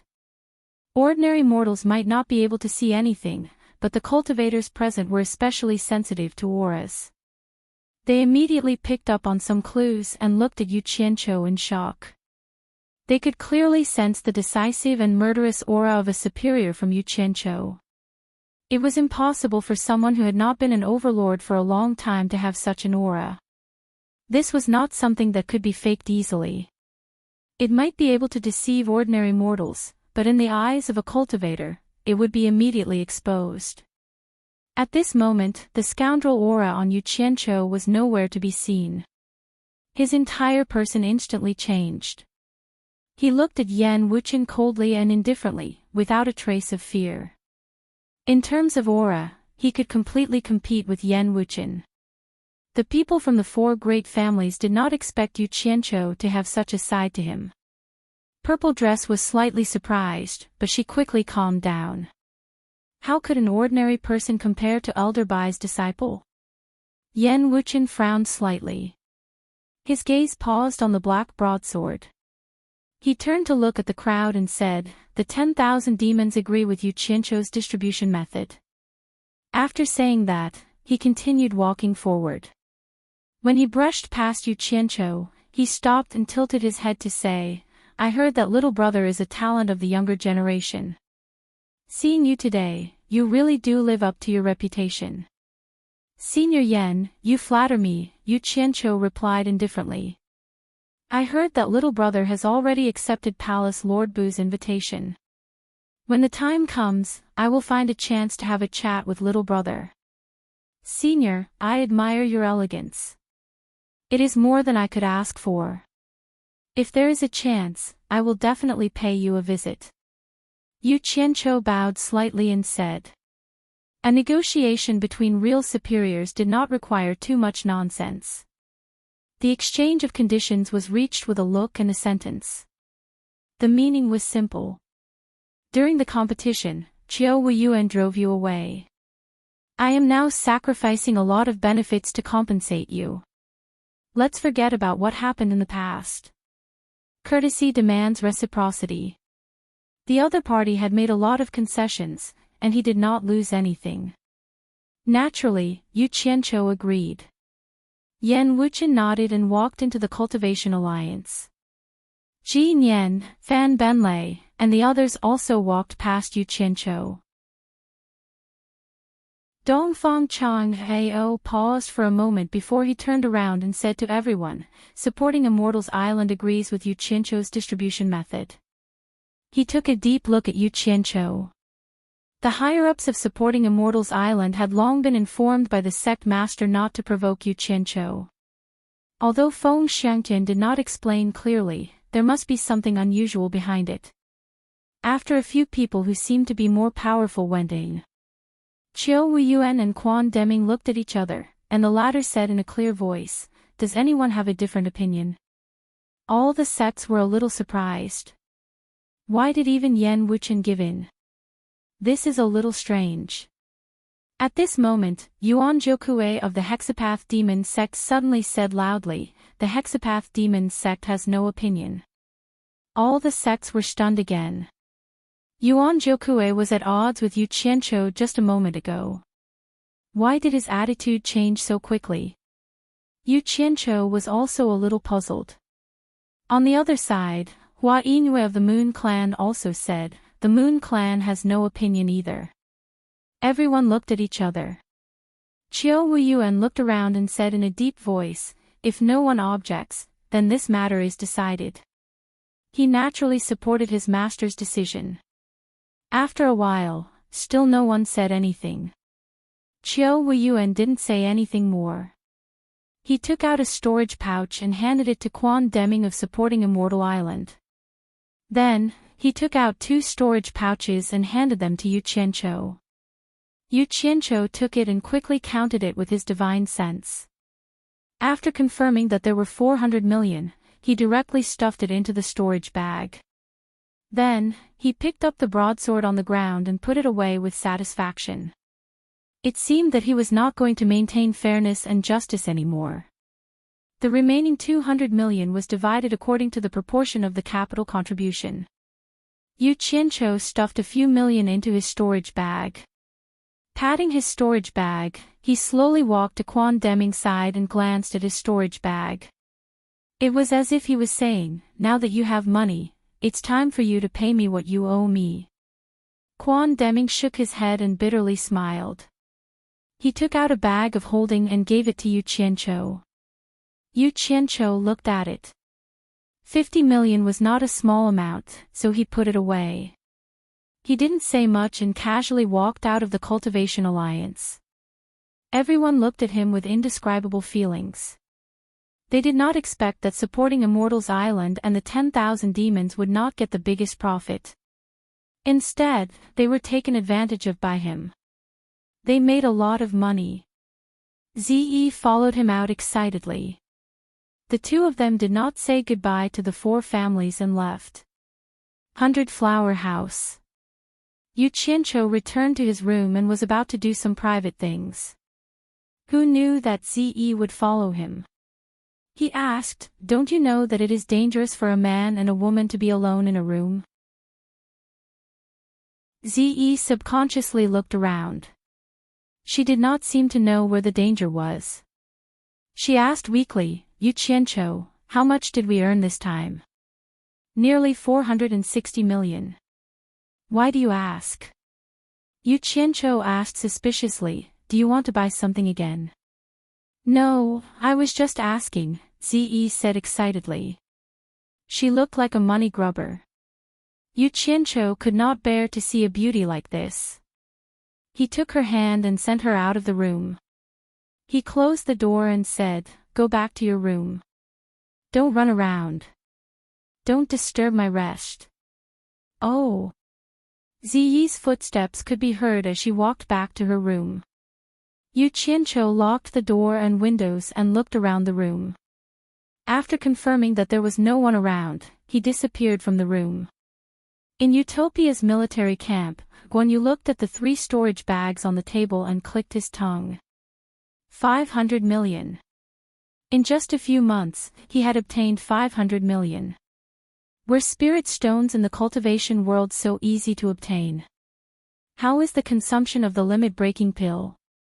Yu Qianchou asked as he lay on the chair and placed his legs on the table. Guan Yu's expression turned solemn as he said, "This limit-breaking pill is truly miraculous. Out of the 800 nascent soul cultivators, we've already created more than 300 early-stage tribulation-passing experts. With this 500 million, it's enough to create the remaining 500 nascent soul cultivators into early-stage tribulation-passing experts in a short period of time. There are already 300. Good, good, good." Yu Qianchou's eyes lit up. Then, he frowned and said, just because their cultivation has reached a certain level doesn't mean that they have the strength of an early-stage tribulation passing expert. Use the 500 million to raise the cultivation of the remaining 500 people as soon as possible. Then, gather these 800 people together for combat training. Spirit stones are hard to obtain. I need to rely on these 800 people to lay eggs. The spirit stones of the 10,000 people behind us will depend on these 800 people. Guan Yu nodded. When he thought about the scene of 800 well-trained tribulation passing experts being dragged out together, he could not help but gasp. He had organized combat training for a long time, so he could imagine how terrifying it would be if these people gathered together to fight. If Yu Qianzhou wanted to do something heartless, the consequences would be unimaginable. You have to keep a close eye on my two disciples and Gu Qingyun. When their cultivation reaches the tribulation passing stage, throw them into the combat training field and harshly hone them.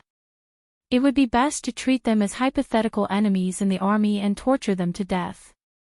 Of course, don't really kill them. It doesn't matter if they are beaten half to death. At most, they can come back after they have recovered. Yu Qianzhou said lightly. They are your disciples. You really have the heart to do that. Guan Yu said hesitantly. Yu Qianzhou shook his head and said, it's not that I don't have the heart to do that. It's precisely because they are my disciples that I have to be strict with them. It's better to sweat and bleed than to lose their lives when the time comes. Chapter 401. In the Cultivation Alliance of the Hundred Flowers Valley, Yan Wuqian and the other experts at the end of the tribulation passing stage had already left. Everything seemed to have returned to normal. Over the past few days, it was rare for him to have such free time. Yu Qianzhou was bored, so he basically hid in his room and studied the jade archives that recorded the rules of the star chart circulation. He wanted to comprehend the remaining 3 star charts as soon as possible. In the vast sea of stars, the star paths were complicated. Perhaps it was because he was anxious for quick results, but it was difficult for him to calm down. He was deep in thought, but he was unable to connect the dots. As for Ze, she had just experienced the prosperity of the world. How could she stay alone for a long period of time? Yu Qianzhou simply let Wu Liqing and the other 3 bring her around so that she wouldn't keep sneaking into his room, which would disturb him even more. For the next few days, the 4 of them made Ze very happy. They had a lot of fun. Actually, Yu Qianzhou could tell that the 4 of them seemed to be interested in Ze, but he couldn't really say anything about it. A daughter of a family was sought after by hundreds of families. Whoever could pursue her depended on their ability. Everyone was on the same side, so there was no need for him to stop them. With his thoughts on his mind, he stopped in front of the window. Suddenly, he saw Bai Shan and the other 3 rushing into the Hundred Flowers house. He knew that they were probably looking for him. Sure enough, not long after, there was a series of footsteps and a knock on the door. Yu Qianzhou said, "Come in." After Bai Shan and the other 3 entered, they bowed in unison and greeted, "Mr." Yu Qianzhou turned around and smiled. "Why are you all in such a hurry? Is something the matter?" The 4 of them looked rather solemn. Bai Shan nodded and said, "The people that the Cultivation Alliance sent to the Eastern Sea to keep an eye on Yan Bugui have sent news. This morning, several hundred flying artifacts filled with people landed on the Wuji Island. I'm afraid that the foreign cultivators are already prepared to make their move." "So soon?" "I'm not ready yet." Yu Qianzhou frowned. Bai Shan continued to say, "The Cultivation Alliance has gathered all the people in charge of the various sects to discuss this matter. The 4 of us have already been notified by the elders that the 4 great families will follow Mr.'s lead and follow Mr.'s decision. Mr., please represent the 4 great families in this Cultivation Alliance convention." Yu Qianzhou was slightly startled. He waved his hand and said, No, this responsibility is too great. I can't bear it. He knew what the 4 great clans were thinking. They wanted to tie him to the 4 great clans, and their target was naturally Bai Changchun. It could be said that they had sacrificed a lot and put in a lot of effort. However, if a great battle were to break out, his advantage was to be flexible in the dark. He couldn't fight head-on. If the situation was really critical, he could run away and hide at any time.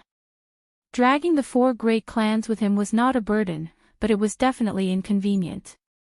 The strength of the 4 great clans was not weak, but now was not the time to be greedy. Sir. Bai Shan still wanted to persuade him, but Yu Qianqiu waved his hand and interrupted, "Don't say any more. I'll tell you the truth. This time, my master has entrusted me with something else. I'll just follow along and play with some things. If I get too involved, it will affect my own matters. If my master gets angry, no one in the world can bear it." He simply used Bai Changchun as a shield. The 4 of them looked at each other. Bai Shan asked, "Sir, can you tell us what it is? Perhaps the 4 great clans can do something for the great ancestor." "I can't say that." Yu Qianqiu smiled and refused. The 4 of them begged again, but Yu Qianqiu wouldn't agree no matter what. In the end, the 4 of them had no choice but to leave. They had to report this matter to the 4 great clans as soon as possible.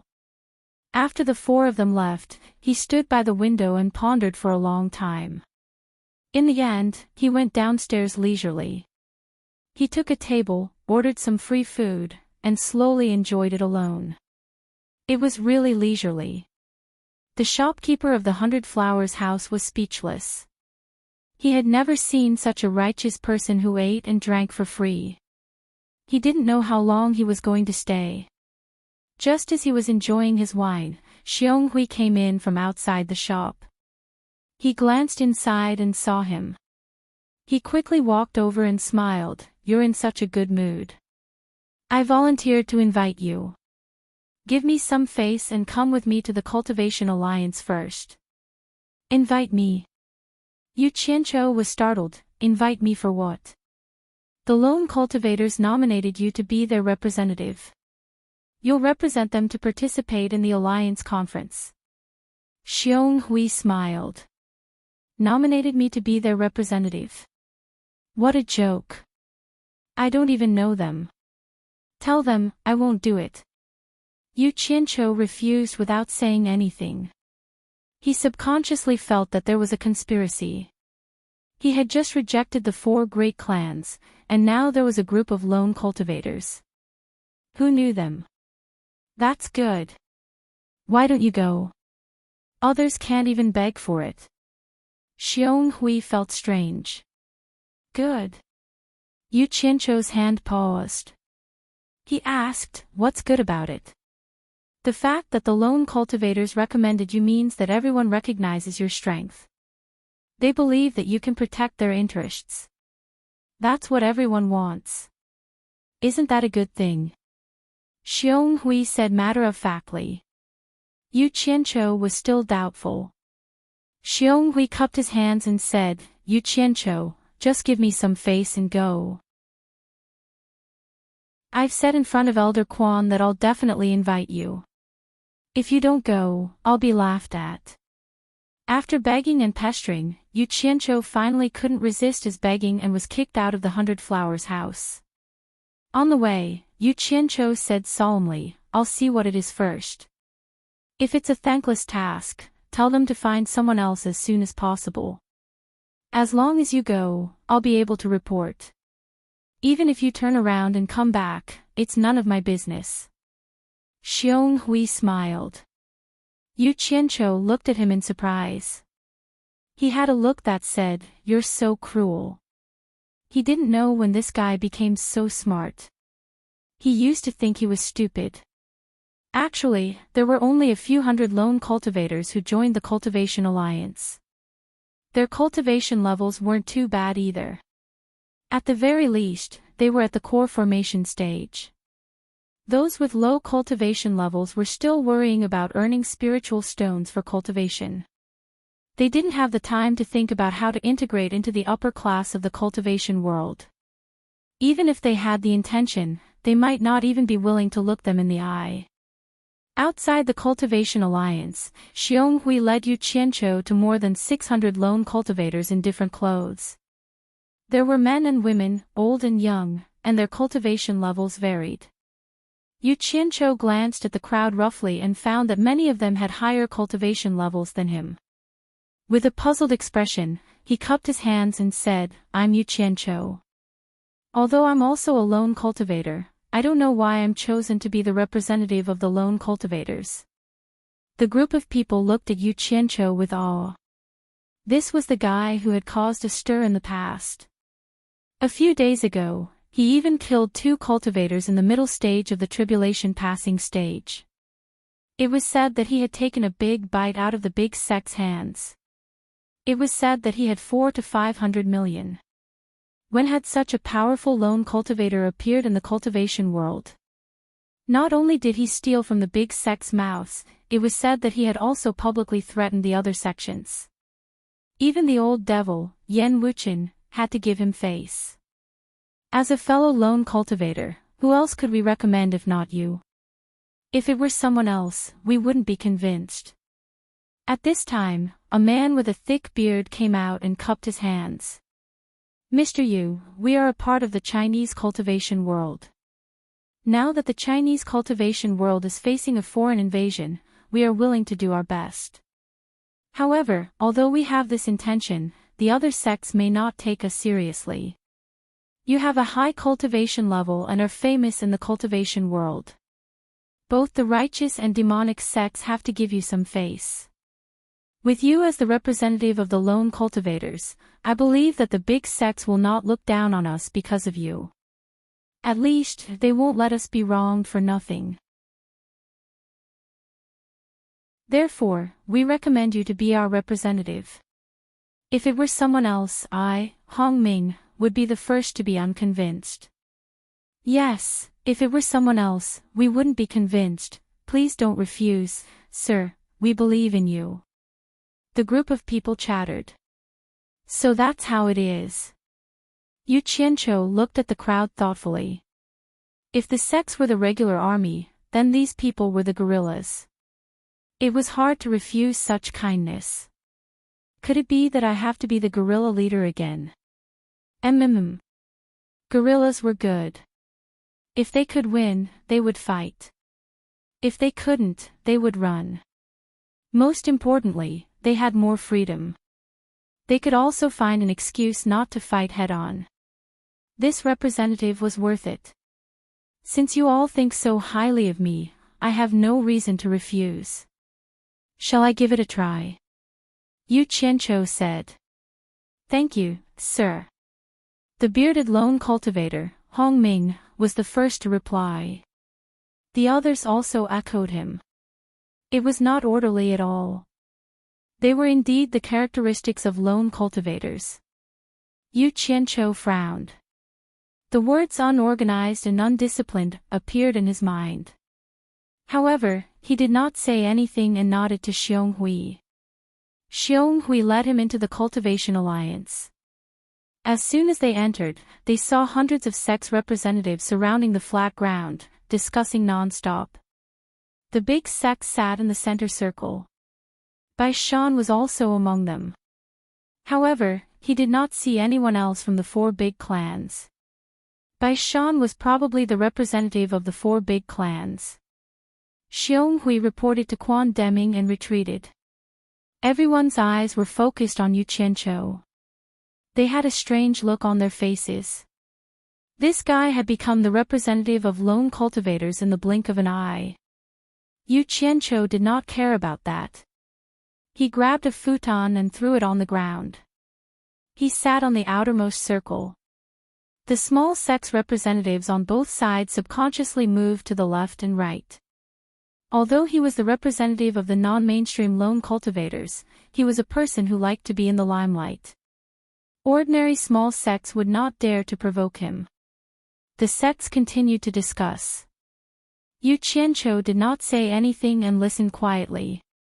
It turned out that the problem of manpower and financial resources had been solved. In terms of financial resources, the Cultivation Alliance would send people to supervise the sect's spiritual stone mines. Half of the output of each spiritual stone mine would be supplied to the Cultivation Alliance. In terms of manpower, the righteous sects would be led by supporting Immortals Island. The demonic sects would be led by 10,000 demons.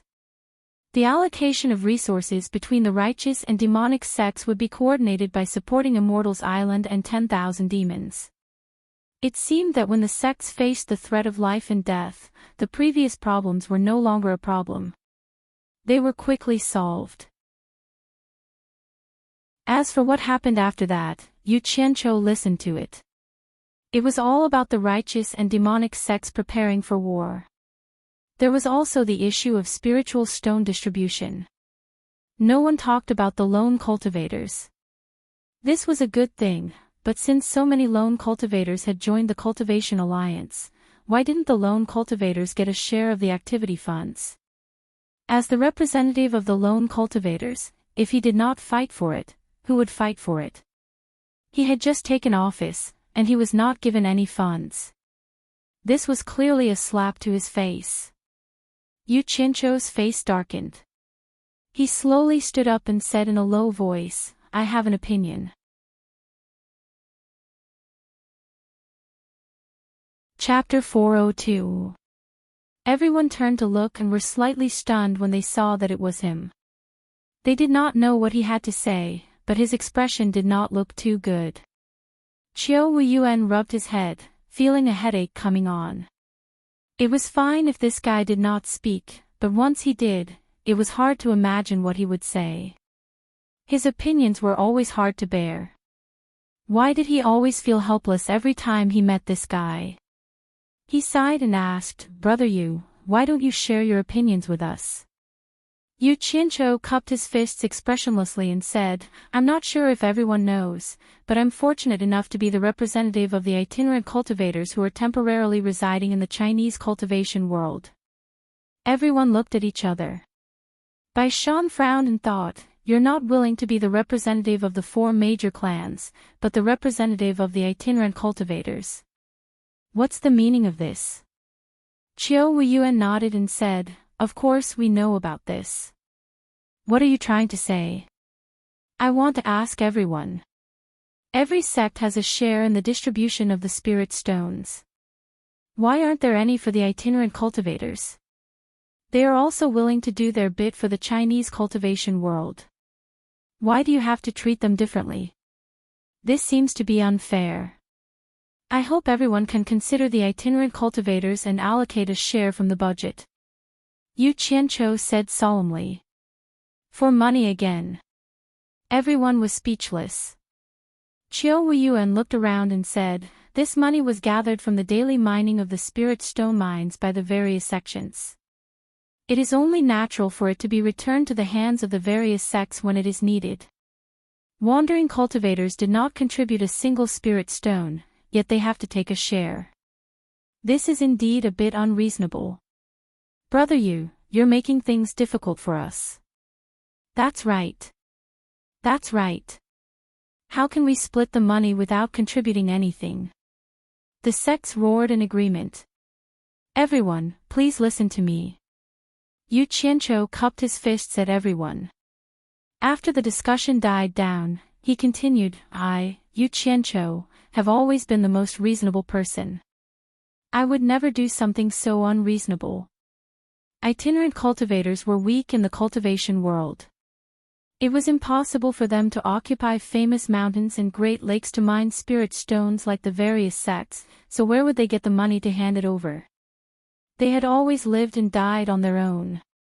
In order to survive, they often did despicable things, so the other sects did not care about them. To put it bluntly, no sect thought highly of them. Even so, but... Looking around, Yu Qianqiu waved his hand and pointed outside. He said emotionally, "Right outside, Those unaffiliated cultivators who you don't like joined the Cultivation Alliance without hesitation when they heard that the cultivators of Huaxia are in trouble. They are willing to sacrifice their lives for the cultivators of Huaxia at any time. Their selflessness can be proved by the sun and the moon.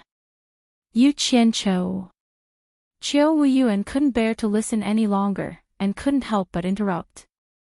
Then, he looked at the reactions of the various sects, only to see that they weren't moved by his words at all.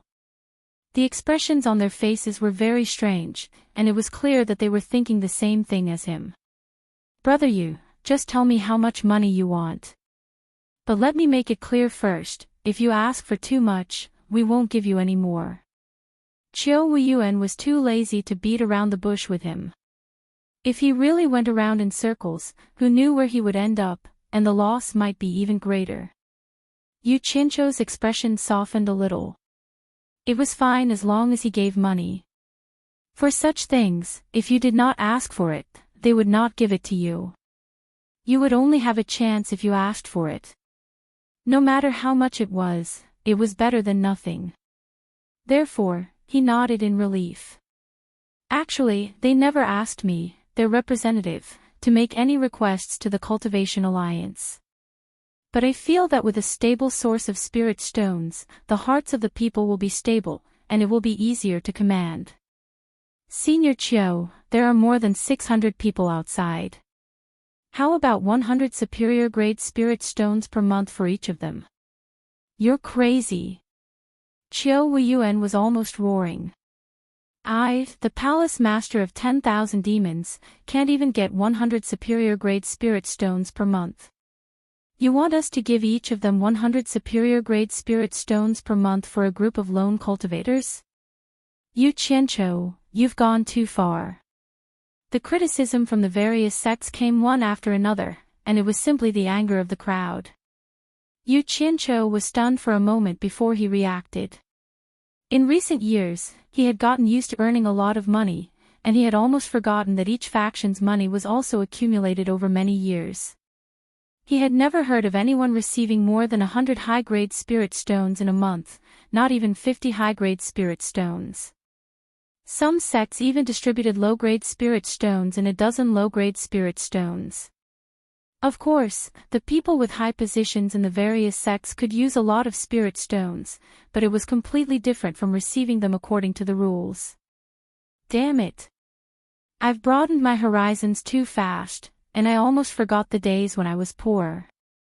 How shameful. Yu Qianqiu said awkwardly, please calm down, everyone. I was too quick with my words, and I misspoke.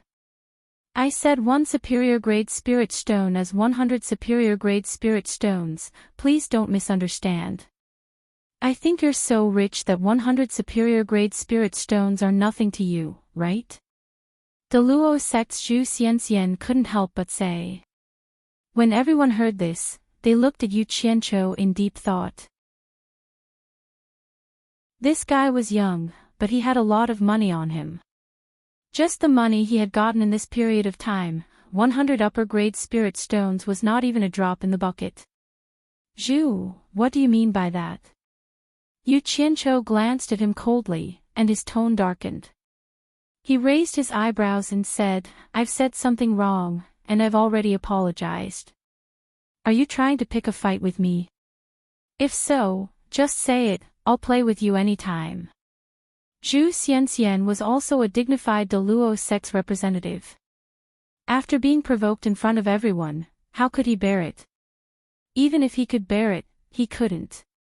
If he didn't put on an act, he would be humiliated by Yu Qianqiu again and again. How could he face others in the future? He immediately jumped up from the cattail hassock, and Quan Deming, who was beside him, immediately pulled him back. This was something that everyone had expected. Yu Qianqiu, don't be so arrogant. You'll get what you deserve sooner or later. Zhu Xianxian roared, still unwilling to give up. The various sects representatives shook their heads. What happened in the past was already in the past, and a little humiliation should be tolerated. Since you can't win against him, why can't you control your mouth? Aren't you just looking for trouble? Yu Qianqiu sneered, don't worry, if I really get what I deserve, I'll definitely kill you first. Hearing this, the group of people sitting cross-legged looked at each other speechlessly. They sighed inwardly. The current Yu Qianqiu was no longer the Yu Qianqiu of the past. Not to mention Zhu Xianxian, as long as he had a saber in his hand, how many people would dare to challenge him? They didn't manage to kill this brat back then, but now that this brat had made a name for himself and his momentum was growing, it wouldn't be easy to deal with him again. All right. Don't talk so much. Can't you see the situation now? We're here to discuss a solution, not to quarrel. Qiu Weiyuan shouted. The way he looked at Zhu Xianxian was clearly telling him that he asked for it. The way he looked at Yu Qianqiu was complicated. If the 10,000 demons really recruited this brat, they didn't know if it would be a blessing or a disaster.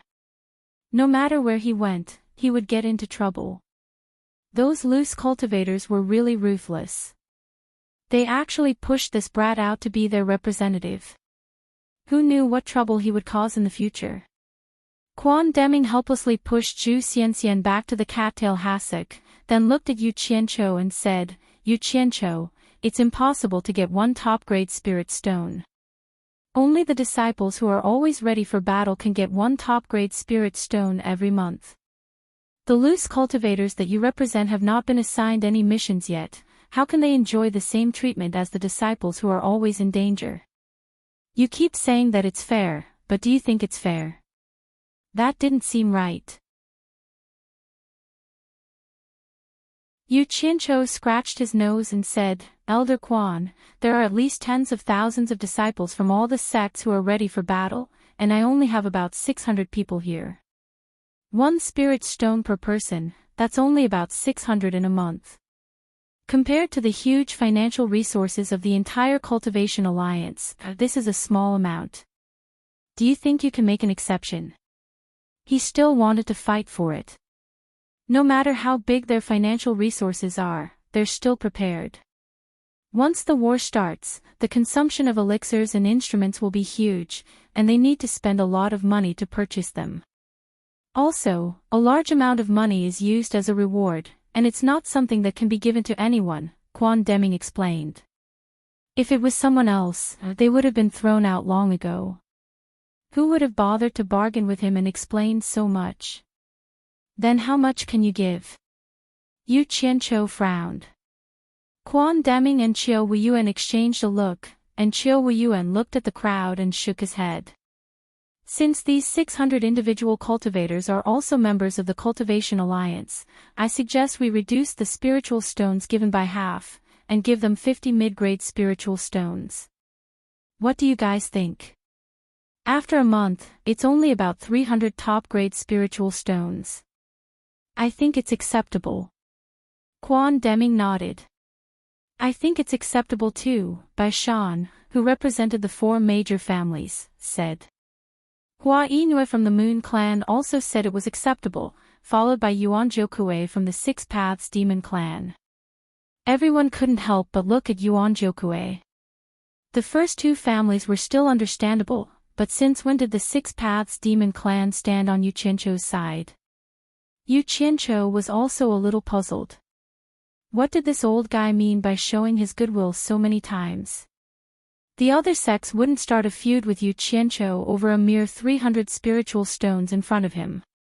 The matter was passed almost smoothly. Although the money was a little less, Yu Qianqiu had his own plan, so he didn't argue too much. Just as he was about to sit down, he heard Qiu Weiyuan say, Yu Qianqiu, since those individual cultivators have enjoyed the benefits of the Cultivation Alliance, they have to be restrained by the Cultivation Alliance. They are not like the disciples of other sects, and they are used to being alone. If the situation is critical and they are needed, can you restrain them? Hearing this, Yu Qianqiu straightened his back and said with a cold tone, I have never forced them. But since they push me to be the leader, it's too late for them to not be restrained by me from the moment I stepped into this place.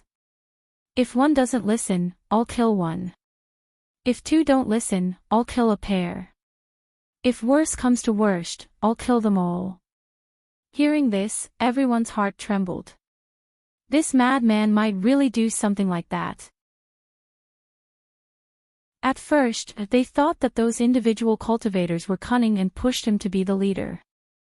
Now that they thought about it, many of them were going to be in trouble. Just as everyone was thinking, Yu Qianqiu suddenly changed the topic. He looked around and said proudly, "It won't be long before you see these 600 individual cultivators will be like an invincible army. Wherever I point, they will fight. There is no question of not being restrained by me. You will see."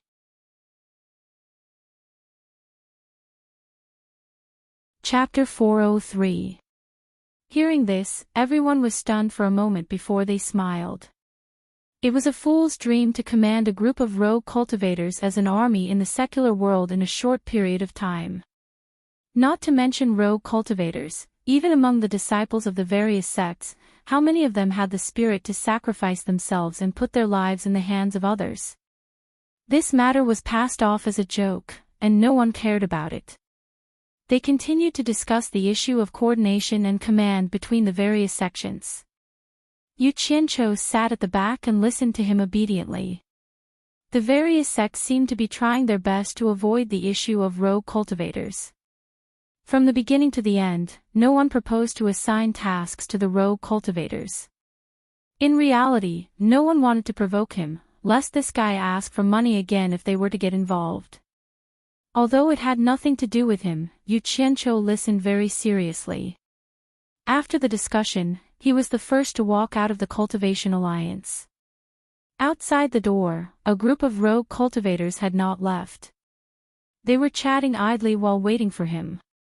As soon as they saw him come out, they immediately quietened down and looked at him, hoping to hear some good news. Almost everyone present was the best among the rogue cultivators, but rogue cultivators were rogue cultivators. In the cultivation world, they were like the poorest people in the secular world. They yearned to integrate into the upper class of society, but it was extremely difficult.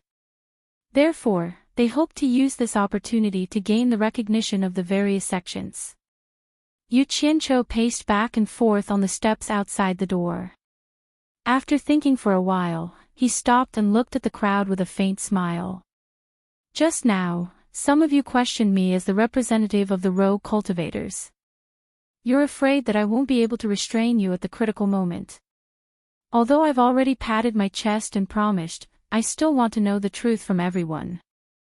Are you really willing to follow my orders? If not, it's not too late to regret it now, lest something unpleasant happens in the future. Yes. Many people shouted without hesitation. There were also many people who looked at each other and hesitated for a while before reluctantly shouting the word yes. It seemed that there were many people who wanted to make use of Yu Qianqiu, but there were probably not many who were willing to listen to him. Coincidentally, there were people from various sects coming out from the door. When they saw this scene, they all shook their heads and left with a smile. The meaning was clear. A rogue cultivator was a rogue cultivator. Yu Qianqiu took in the expressions of the rogue cultivators. His eyes narrowed and a hint of sharpness flashed across them. He smiled and said, "It's good that everyone is willing. There's something I want to tell you." Originally, the Cultivation Alliance's budget of spirit stones was only given to the sects that had contributed money. None of you had contributed money, so you didn't get a share. However, under my efforts, the Alliance agreed to let us enjoy half of the disciples of each sect who were preparing for the war. Each of you can receive 50 mid-grade spirit stones per month. Although the money is small, it has nothing to do with us for the time being. If there is a need for us in the future, I will definitely fight for it for everyone. I will not let anyone suffer a loss. Everyone's expression was a bit gloomy. The Cultivation Alliance obviously did not treat them the same as the disciples of the other sections. Amidst the silence, a woman's voice suddenly grumbled softly, "I thought what would happen if I pushed him to be the representative. I didn't expect it to still be like this. Then why should we be controlled by him?" Then a man reprimanded in a low voice, "Shut up. If you have something to say, go back and talk." Everyone looked towards the two who spoke. Yu Qianqiu heard the voice and looked over. In the crowd, there was a man and a woman who seemed to be a couple. Both of them had a cultivation level of the late core formation stage. The woman's clothes were revealing more than half of her full breasts. She had quite an enchanting charm. The man's face was fierce-looking and fierce. The two of them were avoiding Yu Qianqiu's gaze with flickering eyes. What a full and charming stunner. Yu Qianqiu clicked his tongue. His gaze was unscrupulously lingering on the woman's breasts. Then, he walked down the stairs towards the two. The people in front of him made way for him.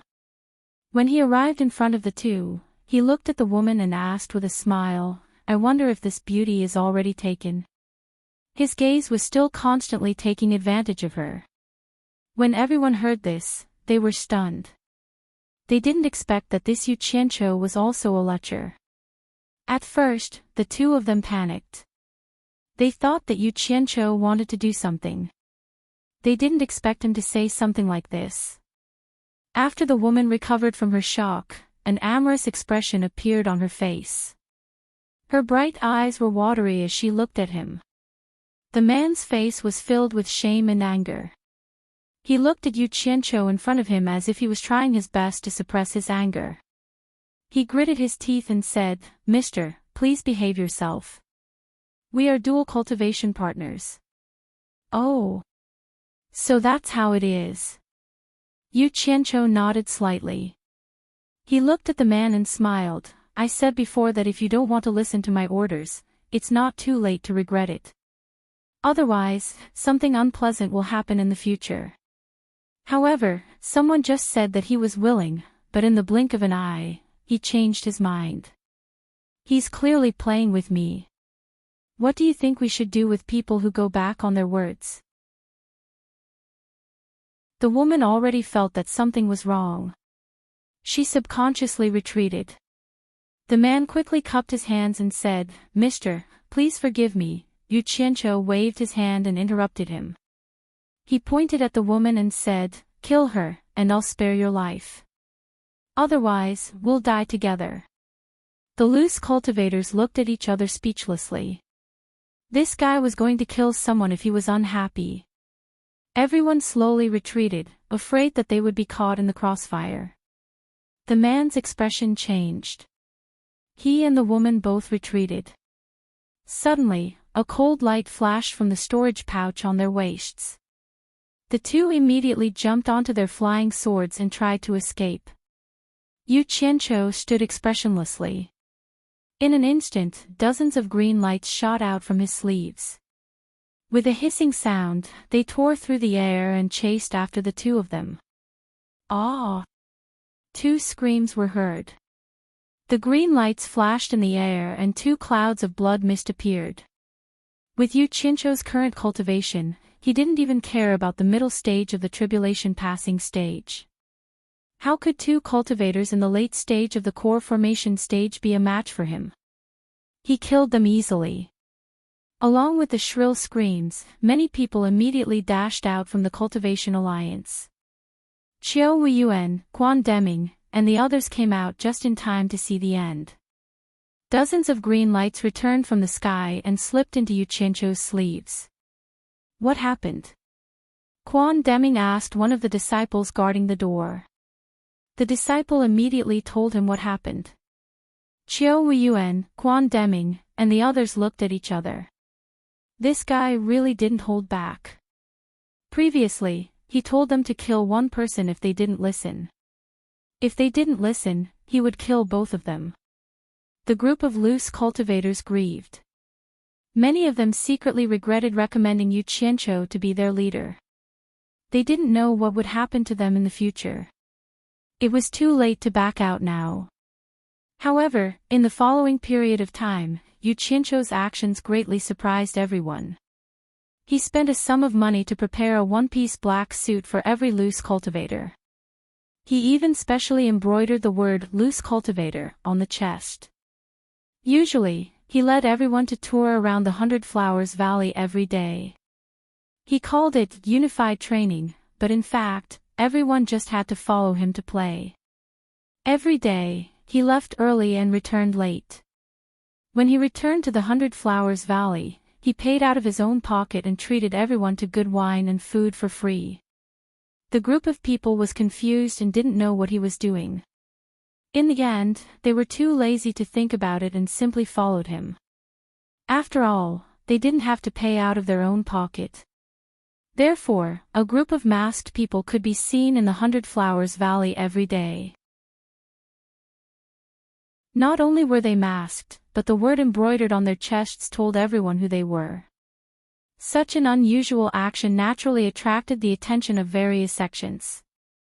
They all secretly sent people to investigate. In the end, they found out that this group of people was so bored every day.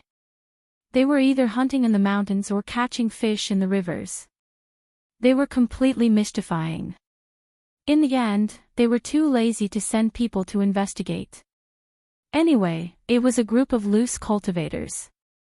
Let that lunatic do whatever he wants. As long as they didn't cause any trouble. Ze also didn't understand what Yu Qianqiu was doing.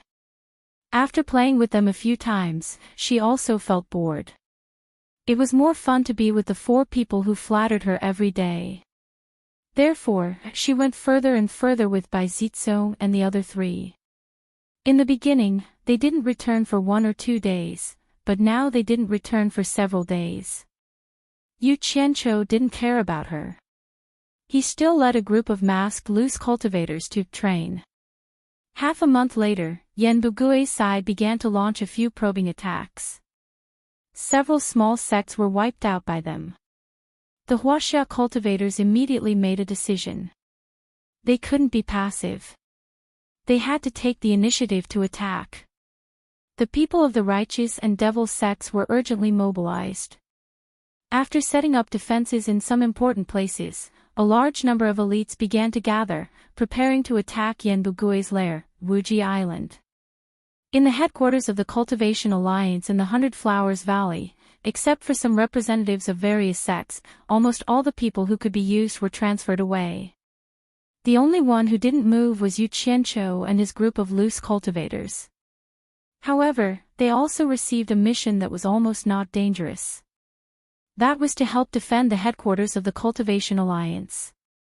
On the day they received the mission, the people of the Cultivation Alliance who should leave had left. As usual, Yu Qianqiu led a group of loose cultivators to wander around. After arriving at a remote valley outside the 100 Flowers Valley, Yu Qianqiu looked around and gathered everyone together to give them a lecture as usual.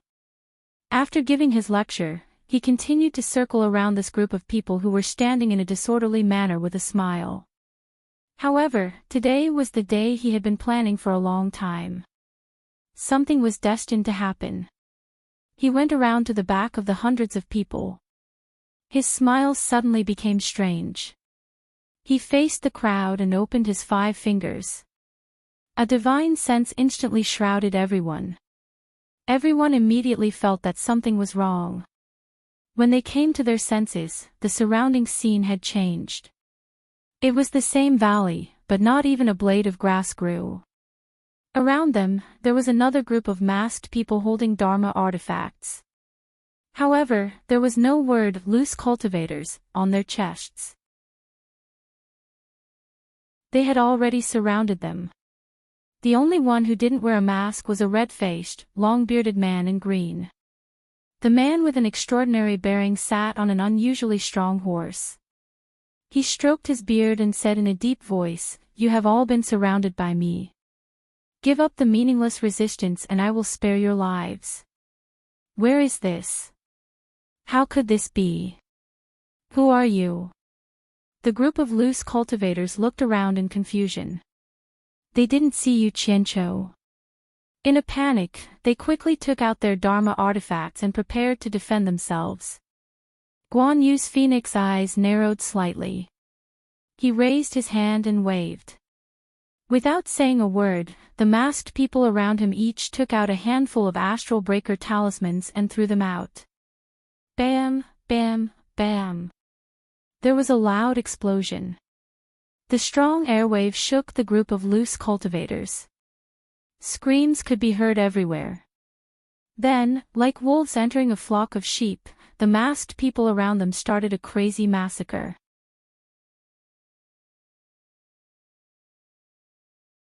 Chapter 404. Yu Qianqiu. Why? Someone screamed before he died. The rogue cultivators who had fallen into chaos were awakened by this scream. Everyone suddenly realized that they had been eating and drinking for free all this time just to numb themselves. No wonder they couldn't figure out the reason. They didn't expect the price to be so high that they had to pay with their lives. All kinds of curses were directed at Yu Qianqiu. The number of people on both sides was similar, but it was a completely oppressive massacre. A rogue cultivator released a flying sword to counterattack, but it was immediately shot down by the opponent's flying sword. Before he could react, he felt a chill in his back, and a flying sword pierced through his chest. Another rogue cultivator wanted to escape on his sword. As soon as he rose up, he felt a chill in his waist. His upper body tilted and was separated from his lower body, and his intestines flowed out. The surrounding masked men were all at the crossing calamity stage. They cooperated seamlessly with each other, attacking and defending at the same time. They attacked mercilessly. The group of rogue cultivators didn't even have a chance to escape. In an instant, they collapsed. Cries of grief and indignation suddenly sounded, and then suddenly disappeared. If it weren't for the corpses everywhere in the valley and the strong smell of blood, no one would believe that the surprise attack ended in such a short time. As soon as the battle was over, the masked man quickly cleaned up the battlefield. The storage pouches and various magic tools were quickly picked up. The corpses were also quickly piled up. From the beginning to the end, no one made a single sound. Everything was carried out in silence. Yu Qianqiu suddenly appeared beside Guan Yu. Looking at the team members in the valley cleaning up the battlefield in an orderly manner, he nodded slightly and said, "My efforts were not in vain. There were more than 600 people. Why did you kill them all? You could have used them for your own purposes." Guan Yu got off the horse and asked. Red Rabbit seemed unwilling to witness such a bloody scene, so it turned around and galloped away. There are many reasons. I don't need to explain them one by one. Yu Qianqiu said indifferently, "I wanted to use these 600 people to test the effect of your training. This is one of the reasons." Guan Yu frowned, and his gaze moved from him to the team members in the valley. After the masked team members gathered the corpses, a few of them took out fire talismans and threw them out, preparing to destroy the corpses. With a buzz sound, a raging fire ignited, and the bloody corpse was engulfed in flames. Thick black smoke began to rise, and a burnt smell filled the air. Yu Qianqiu's nostrils flared, and with a wave of his hand, a green fireball landed on the corpse. The green flames exploded, and quickly engulfed the red flames. The rapid rise in temperature forced the masked men in the surroundings to retreat. Not long after, the fire was extinguished, and the corpses were all turned into ashes. The team members quickly formed into two teams. The two leaders of the team rushed over and handed 2 storage bags to Guan Yu. Inside the bags were the spoils of war they had just collected. Guan Yu took the storage bag and looked at Yu Qianqiu.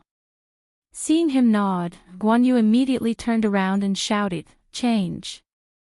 The two leaders flashed back, and all the team members immediately moved.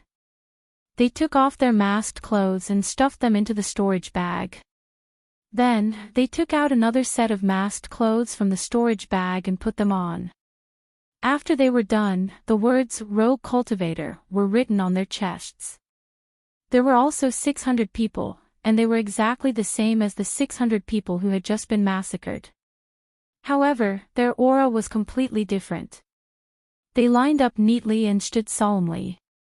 Yu Qianqiu stepped forward, looked down, and waved his arm. Special Battle Team 1st Battalion, Special Battle Team 2nd Battalion, remember, your profession is a soldier. A soldier's profession is to never stop fighting. I have painstakingly trained you all for this moment. Today, you will officially follow me into battle. Perhaps this road will be filled with thorns, danger, and death, but I believe that you are the one and only soldiers in the cultivation world. You can overcome all difficulties and obstacles, and the outside world will become more wonderful because of you. We pledge our lives to follow the leader. Long live the leader! Long live the leader! All the team members shouted at the top of their lungs, and their voices echoed in the valley for a long time. Yu Qianqiu waved his hand and pointed in the direction of Utopia's military camp. He said loudly, "There are close to 10,000 soldiers in Utopia. You are the first batch of members to officially follow me into battle. You are also the first batch of soldiers who have used the limit-breaking pill and spent a large amount of spirit stones to create. You bear the heavy responsibility of helping the latecomers to break through to the tribulation stage. Are you ready? Invincible! Invincible!"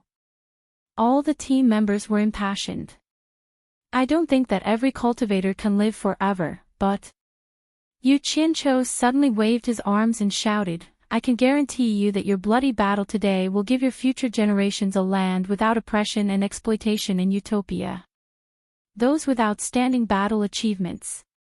A monument will be erected in Utopia and passed down to future generations. Long live the leader! Long live the leader!" All the team members shouted again. After mobilizing everyone before the battle, Yu Qianqiu looked at everyone affectionately. Then, he waved his hand and shouted, "Let's go!" More than 600 team members disappeared, leaving Guanyu alone to look at the empty valley. After a long time, Guanyu whistled, and Red Rabbit galloped over. He mounted the majestic horse and looked in the direction of Ethereal Palace for a long time. Then, he galloped straight for the military camp. In a hidden valley outside the 100 Flowers Valley, Yu Qianqiu and a group of team members quietly appeared. All the team members observed their surroundings warily. With a wave of Yu Qianqiu's hand, hundreds of well-trained team members immediately spread out and conducted a carpet search. After confirming that they were not being watched, they returned and gave him an "okay" gesture. Yu Qianqiu nodded in relief. He took out 2 jade archives and handed them to the 2 battalion commanders of the Special Forces. He said, "This is a detailed map of the area outside the 100 Flowers Valley. The 2 battalions are to be divided into 60 squads. Look for favorable terrain to hide outside the 100 Flowers Valley. Try your best to form an encirclement. Take note. You must ensure that the communication between squads will not be cut off. If anything happens, you can respond to each other. Also, there are some things to take note of regarding your current identities in the Jade Archives. Read them carefully." "Understood." The 2 battalion commanders replied. Yu Qianqiu continued, "If you're discovered while you're hiding, you can tell them my name. Tell them that you're my men. If anyone still insists on provoking me after knowing my name, kill them on the spot." "All right, carry out the order." "Yes." The 2 team members saluted, then quickly returned to their squads with the Jade Archives in hand. These 2 Jade Archives were personally drawn by Yu Qianqiu while he was touring around the 100 Flowers Valley with a group of rogue cultivators. He had prepared them specifically for today. Once the plan was issued, the 600 team members split up into squads and spread out in all directions, hiding among the lofty mountains and lofty ridges. The long sword on Yu Qianqiu's back popped out. Stepping on it, he leisurely flew into the 100 Flowers Valley. He shook his head and hummed a Peking opera tune. "I was admiring the mountain scenery from the city tower when I heard the commotion outside the city. Banners fluttered in the air, but it turned out to be the troops sent by Yu Qianqiu." Under the twilight, he entered the 100 Flowers Valley. Many people found it strange when they saw him. Where had all the masked rogue cultivators gone? Every time, more than 600 people would return. It was truly a majestic sight. Why was there only one person left now? Ignoring the gazes of the crowd, Yu Qianqiu returned to the Hundred Flowers residence. He went upstairs and pushed open Ziyi's room. He realized that she hadn't returned yet. It had been 4 to 5 days since she last returned. He couldn't help but frown. He hoped that nothing bad had happened. Otherwise, Nongzhu would fight him to the death. Thinking about it, he felt relieved. With the heirs of the 4 major clans accompanying her, even if something happened, the 4 major clans would have their own ways of finding out immediately. For chasing one. He wondered if there would be a son-in-law that Nongzhu fancied among them. Ugh! If Old Man Bai's descendants chased after Nongzhu's daughter, what would happen to their seniority? Would Nongzhu have to follow the 4 major clans and address Old Man Bai as her ancestor? Yu Qianqiu couldn't help but laugh at the thought of what might happen. He shook his head and went downstairs again. He ordered free food and drinks. Leaning against the window, he looked at the rising lights in the market and drank alone. Now that he had calmed down, he seemed to realize that something was missing. After thinking about it carefully, he realized that the stubborn girl was missing by his side. Bang! There was an explosion in the distant sky. Yu Qianqiu, who was a little absent-minded, suddenly became alert. He looked back and was slightly stunned. A splendid firework bloomed in the night sky with enchanting colors.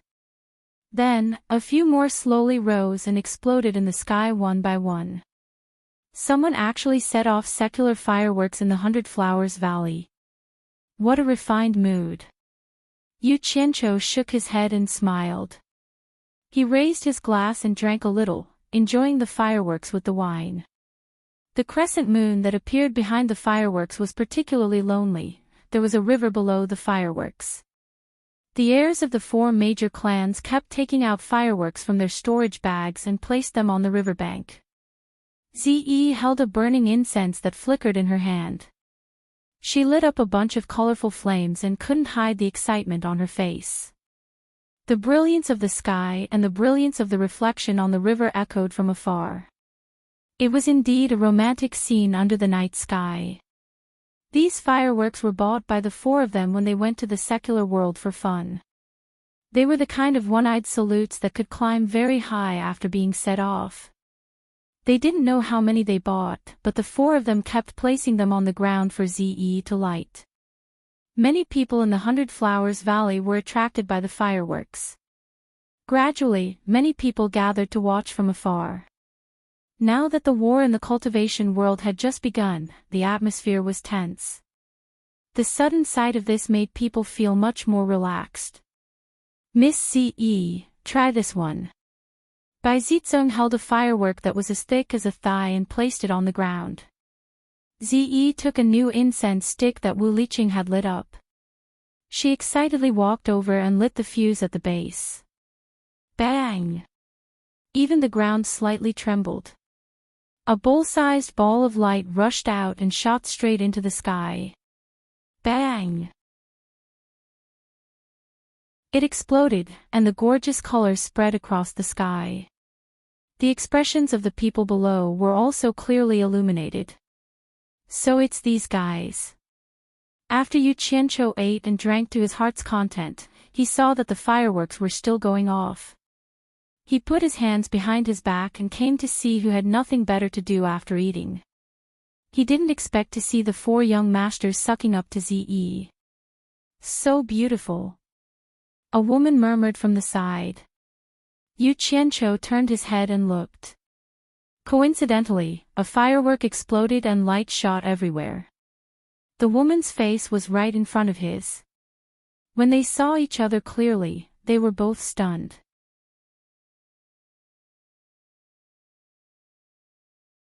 Chapter 405. Yan Zixia. Yu Qianqiu. Both of them were stunned. They didn't expect to meet under such circumstances. Then, they looked at each other and smiled. An indescribable feeling lingered between the two of them. Yu Qianqiu smiled awkwardly. Back then, on supporting Xian Island, he was lonely, so he picked her up. His hands touched her all over, touching all the places that she shouldn't touch. It felt good. Then, both of them left supporting Xian Island. When they met again, he purposely avoided her. So, although both of them were in the 100 Flowers Valley, they didn't see each other. Yan Zixia's faint smile was mixed with some bitterness. She could naturally feel that Yu Qianqiu was purposely avoiding her. Now that they met again, she wanted to ask why, but she didn't know how to ask. Bang! The fireworks exploded, releasing a gorgeous light. Both of them saw each other's faces clearly again. Not talking wasn't a solution. Yu Qianqiu touched his face and smiled awkwardly. Why are you here? I saw someone set off fireworks, so I came to take a look. What about you? Yan Zixia asked. I also came to take a look. Yu Qianqiu smiled. Their conversation was simple and empty. Then, both of them fell into silence. They looked awkwardly at the place where the fireworks were set off. After a long time, Yan Zixia suddenly asked, Is the woman who set off the fireworks the lady in purple dress who was with you? Do you know her? Yu Qianqiu asked. I don't. Yan Zixia shook her head lightly. Who doesn't know Yu Qianqiu's name in the cultivation world? Who doesn't know that Yu Qianqiu has a lady in purple dress with unfathomable cultivation? You two are Dao companions. We're dual cultivation Dao companions. Yu Qianqiu was stunned, and he hurriedly waved his hand and said, No. He thought in his heart. That little girl probably doesn't even know what it means to go to bed now, dual cultivation my ass.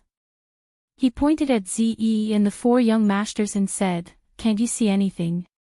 When Yan Zixia heard this, she took a closer look and smiled. She could also tell that the 4 successors of the 4 great clans were pursuing Zi. If Zi was really Yu Qianqiu's Dao companion, how could he just stand there and do nothing? Turning her head, she smiled sweetly and said, That lady in purple is also a stunning beauty. She has been by your side for a long time. Could it be that you have never been moved? Why did you allow others to pursue her? Yu Qianqiu smiled bitterly and shook his head. He thought to himself, that girl's father is not easy to deal with. It's better not to touch him. Besides, I already have a few good women. I'm already satisfied. Yan Zixia looked at him in a daze. The little disciple of supporting Immortals Island back then had already risen to fame. Could he continue his fate? Recalling the past, he couldn't help but ask, You owe me something. Do you still remember?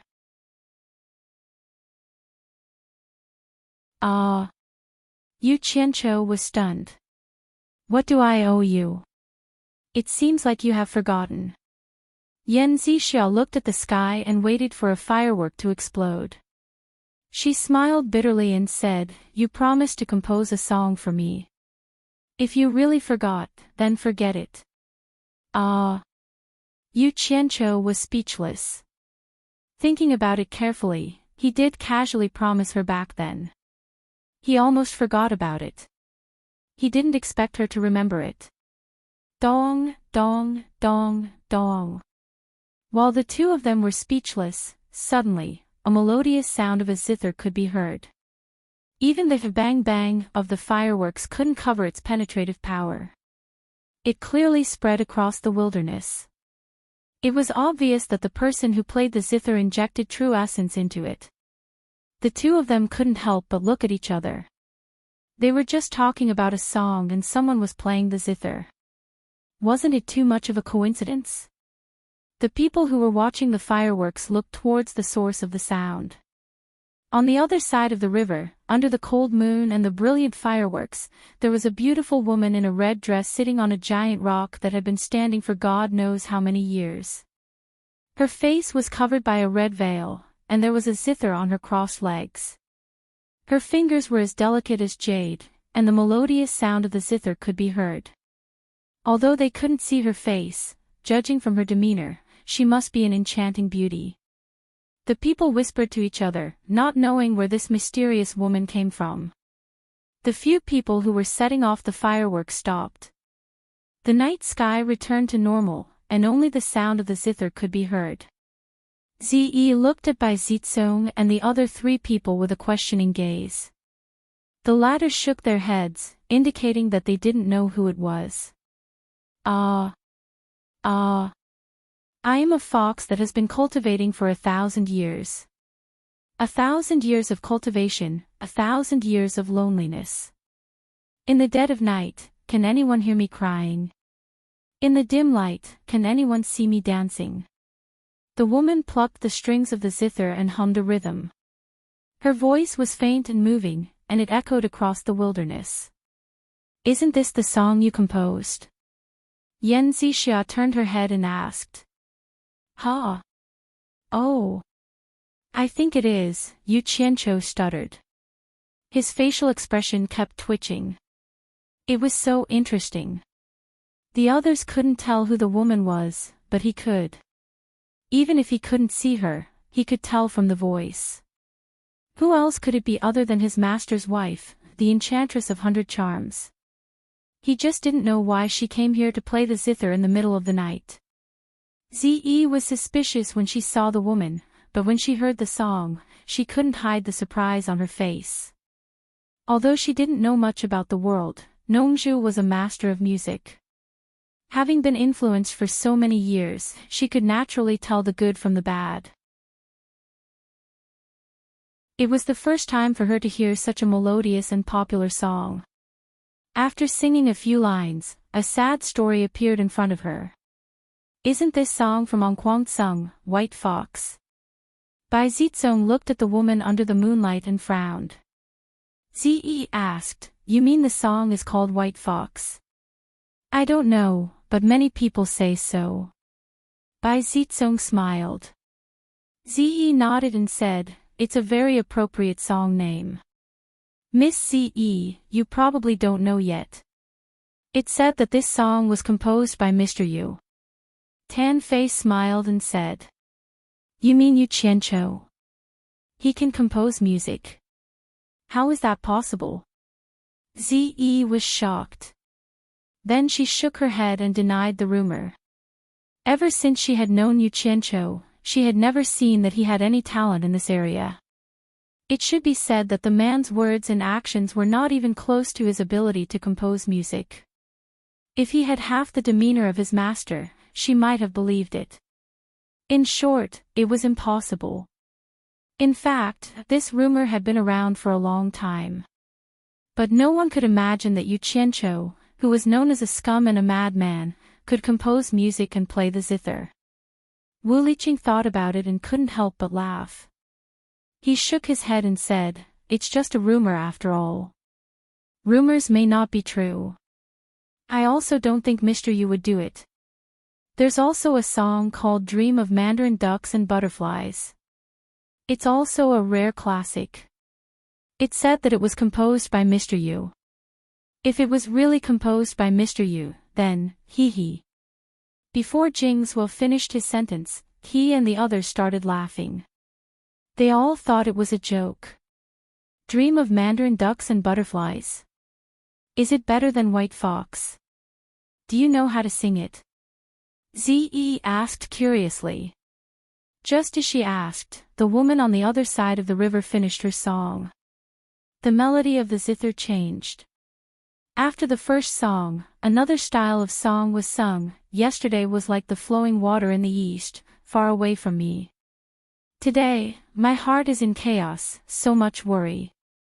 Maybe it was because the song was really good, there were many fireflies flying around her in the silent night. They danced around her, adding to the beauty of the song. Jingzhou smiled and said, Miss Ce, didn't you want to listen to Dream of Mandarin Ducks and Butterflies? Here it is. Ze heard him and opened her red lips slightly. Her eyes looked at the other side of the river. She was completely immersed in the melancholy melody and forgot to reply. The Enchantress of 100 Charms had extraordinary attainments in music. She played the rhythm of the song in a captivating manner. The listeners on the other side of the river were listening to her singing quietly. Yu Qianzhou's eyes kept darting around. He didn't know what she was trying to do by doing this. Suddenly, his eyes met with the Enchantress of 100 Charms, and a trace of slyness flashed across the latter's eyes. Yu Qianzhou felt that something was wrong. She might be targeting him, but he did not know what she was trying to do. When the song ended, the crowd heaved a sigh of relief. Suddenly, the melody changed again. Although it was not as familiar as the previous two songs, the helpless feelings that came from the other side of the river were enough to stir people's hearts. Under the moonlight, the red lips moved and sang, Don't talk about the past. Life is full of ups and downs. Even if you can't erase your memories, love and hate are still in your heart. If you really want to cut off the past and let tomorrow continue, you don't have to pester me anymore. The Enchantress of 100 Charms sang this song with great emotion. It was the first time the crowd heard it and they were amazed. Yu Qianzhou unconsciously crossed his arms in front of his chest. He squinted his eyes and mumbled in his heart, What is she doing? Is she trying to hold a concert? He turned his head to look at Yan Zixia. Seeing her infatuated face, Yu Qianzhou opened his mouth but he was speechless. He only felt goosebumps all over his body. Ziyi's eyes widened. She subconsciously pulled by Zizong and asked, What's the name of this song? Ah! Bai Zizong came back to his senses. He shook his head and said, It sounds good, but I've never heard it before. I don't know what it's called. Maybe I'm ignorant. Do you guys know? He asked Wu Liqing and the other two. The three of them thought hard and shook their heads, indicating that they didn't know. Ze was a little disappointed. She wanted to ask the other side of the river, but she was afraid that she would disturb the other party's performance. She could only listen to the other side of the river quietly until the song ended. After the song ended, the Enchantress of 100 Charms pressed her hands on the strings to stop the lingering sound. She stood on the huge rock with the guqin in her arms. Under the moonlight, even the red veil could not hide her graceful figure. One of her hands gently pulled down the veil that covered half of her face. Her charming face was finally revealed in front of everyone. Those who knew her exclaimed, The Enchantress of Enchanted Palace. So it's her. I was wondering why she looked so familiar. After the Enchantress of Enchanted Palace was wiped out, didn't she go into hiding? Why is she here to play the guqin? The crowd whispered to each other in surprise. The Enchantress of 100 Charms looked around and giggled. I've been hiding for so many years. I didn't expect so many people to recognize me. How rare. Yu Qianzhou was slightly stunned. She had revealed her identity again. It seemed that she wanted to come out openly. At this moment, a burst of laughter came from behind him. I was wondering who was in the mood. So it's Palace Master Yi. Yu Qianzhou turned around and saw a group of people standing behind him. They were probably attracted by the sound of the guqin. Dongfang Chang Ao and Qiu Weiyuan stood side by side. The one who laughed was Qiu Weiyuan. He flashed over the crowd and landed in front of the huge rock across the river. So it's the leader of 10,000 demons, Elder Qiu. The Enchantress of 100 Charms glanced at him. Her expression was indifferent and a little rude. The enchantment palace was destroyed, but the leader of 10,000 demons did not help. She was a little unhappy. Qiu Weiyuan smiled awkwardly. Palace Master Yi, I haven't seen you for many years. I didn't expect you to be as powerful as ever. The war of the cultivation world has just begun and we need a master like you to join us. Yu Qianqiu nodded secretly. It was the first time he heard that the Enchantress of 100 Charms' surname was Yi. The enchantment palace is gone. What does the war of the cultivation world have to do with me? I don't want to participate in the war. I'm only here to visit a friend. The Enchantress of 100 Charms bluntly refused and turned to look at Yu Qianqiu. She resumed her charming smile and said, I have lived in seclusion for many years and am fond of music. By chance, I ran into the composer of the White Fox and the Mandarin Duck and Butterfly Dream, so I asked him for a song. Just now, I played and sang Love Has Become a Thing of the Past. Recently, I suddenly heard that Sir appeared in 100 Flowers Valley again, so I came to pay a visit, hoping to learn another song. Everyone followed her gaze. It was none other than Yu Qianqiu, whose expression was twitching. They were in an uproar. Could it be that he really composed those songs? Zi, Bai Zizong, and the others turned around. They were still in disbelief when they saw it was Yu Qianqiu. Yan Zixia believed it without a doubt because she had seen it with her own eyes. She asked in a low voice, the song just now was called Love Is Past. Damn it! What was this woman trying to do? Yu Qianqiu looked around and smiled at the Enchantress of 100 Charms. Palace Master Yi, you're being too polite. It's just a joke. It's not worth asking for advice. I've come all the way here. Are you going to let me go home disappointed? The Enchantress of 100 Charms laughed. Although it was a joke, Yu Qianqiu felt that there was a hint of threat in it, which made him very unhappy. He looked at Yan Zixia beside him and thought to himself, forget it. I'll just take it as fulfilling my promise to her. He threw out a green flying sword and flew to the Enchantress of 100 Charms. He glared at her. The Enchantress of 100 Charms did not mind. She smiled charmingly and pushed the zither in her hand to him. She then gave way to him and floated to the bottom of the giant rock. Yu Qianqiu held the zither with one hand and looked at Yan Zixia. He shook his head and smiled bitterly. Back then, I promised someone that I would compose a song for her. Unfortunately, I've never fulfilled my promise. I'm ashamed that she asked me about it today. I'll just borrow your zither to fulfill my promise. He sat down with his legs crossed. He closed his eyes and pondered for a while. He randomly picked a song from his memory and brewed it. When he opened his eyes, his fingers were already playing the zither skillfully. The clear and refreshing sound of the zither weaved out a beautiful melody, and the people on the other side of the river were immediately stunned. Qiu Wuyuan stared at the fingers that were playing the zither.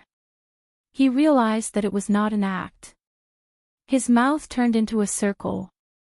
Bai Zizong and the other three looked at each other. They said that it was impossible just now, but it became a reality in the blink of an eye. Zi's mouth was opened so wide that an egg could be stuffed in it. It was unbelievable.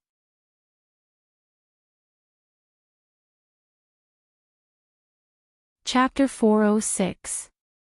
The temptress turned to the other side of the river, trying to find the person Yu Qianqiu promised, but it was hard to confirm. Others might not understand, but Yan Zixia did. The person Yu Qianqiu was talking about was her. Her beautiful eyes were slightly watery, but fortunately, it was hard for others to see it due to the dim moonlight. The melody was clear, and under the moonlight, it gave off a free and easy feeling. Yu Qianqiu looked around with a calm smile on his face, and echoed the melody, "The world of mortals is funny, infatuation is the most boring, arrogance is good. This life is not over, but the heart has no worries, I just want to be free for the rest of my life. Smile to people when awake, forget everything in dreams, sigh that the sky darkens too early. The next life is unpredictable, love and hate are written off, I sing to wine, I only want to be happy until I grow old." The surprise on everyone's faces had turned into an attentive expression. The troubles in their hearts seemed to have dissipated along with the song. They were all immersed in it, and some even swayed left and right involuntarily with the melody. Was this the guy who was filthy and immoral? This guy actually had this side to him. Chiu Weiyuan, who was below, was petrified on the spot with a blank face. Zi, who was on the other side, was completely dumbfounded. Elder Bai's disciple was indeed not an ordinary person. The world of mortals is funny, infatuation is the most boring. Are you talking to me, comforting me? So you have always known my heart. Yan Zixia mumbled as if she was dreaming. The moonlight was dim, the river was flowing, the fireflies were dancing, and the breeze was cool. As he sang and sang, Yu Qianqiu also entered the state of mind. His expression was transcendent, and there was a faint smile on his face as he looked at the fireflies resting on his shoulder. They were singing to their heart's content under the moonlight. He said, "No matter how cold the wind is, I don't want to escape. No matter how beautiful the flowers are, I don't want them. The higher the sky, the narrower the heart.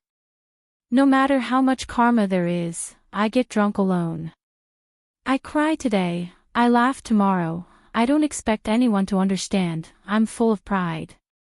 The song is singing, the dance is dancing, the night is long, and the dawn is looking for happiness." After repeating the catchy melody a few times, everyone had already memorized it. Many people were humming it softly, realizing that this song could relieve their worries.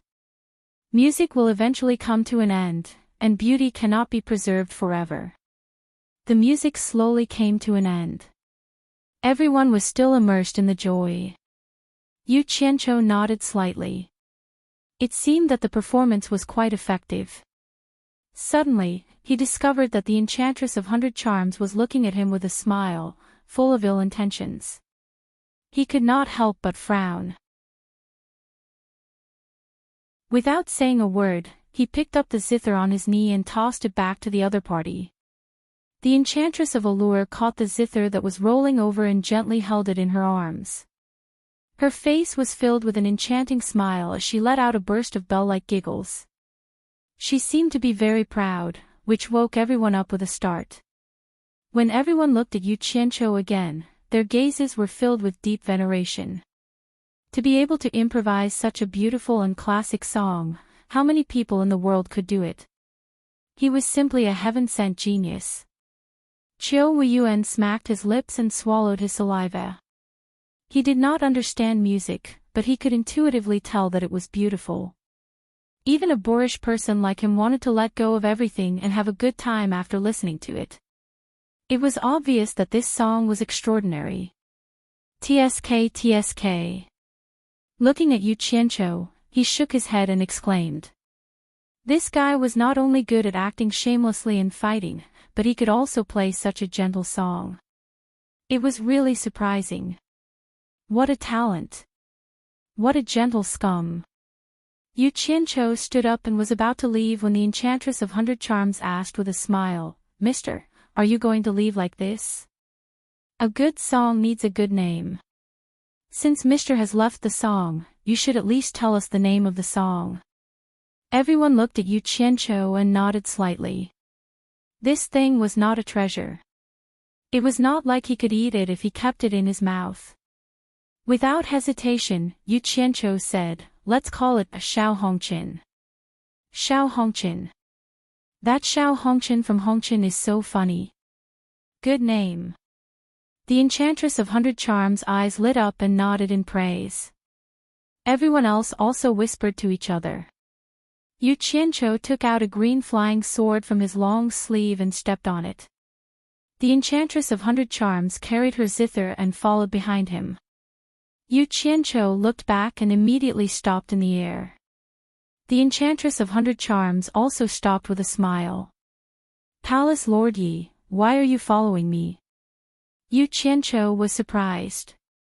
The Enchantress of 100 Charms plucked the zither in her arms with a few fingers. After a few tinkles, she smiled and said, "Of course, to go back with Mr. and continue to learn from you." "Ah." It's too late. It's not convenient. Let's talk about it another day. Yu Qianqiu looked at the people below and said with a twitching face. The Enchantress of 100 Charms giggled and said, "Late? It's better if it's late. No one will disturb us in the dead of night. It's a good time to learn from you." Yu Qianqiu's body swayed and he almost fell off the sword. He looked at her translucent clothes and thought, "Masteress, you're playing with me.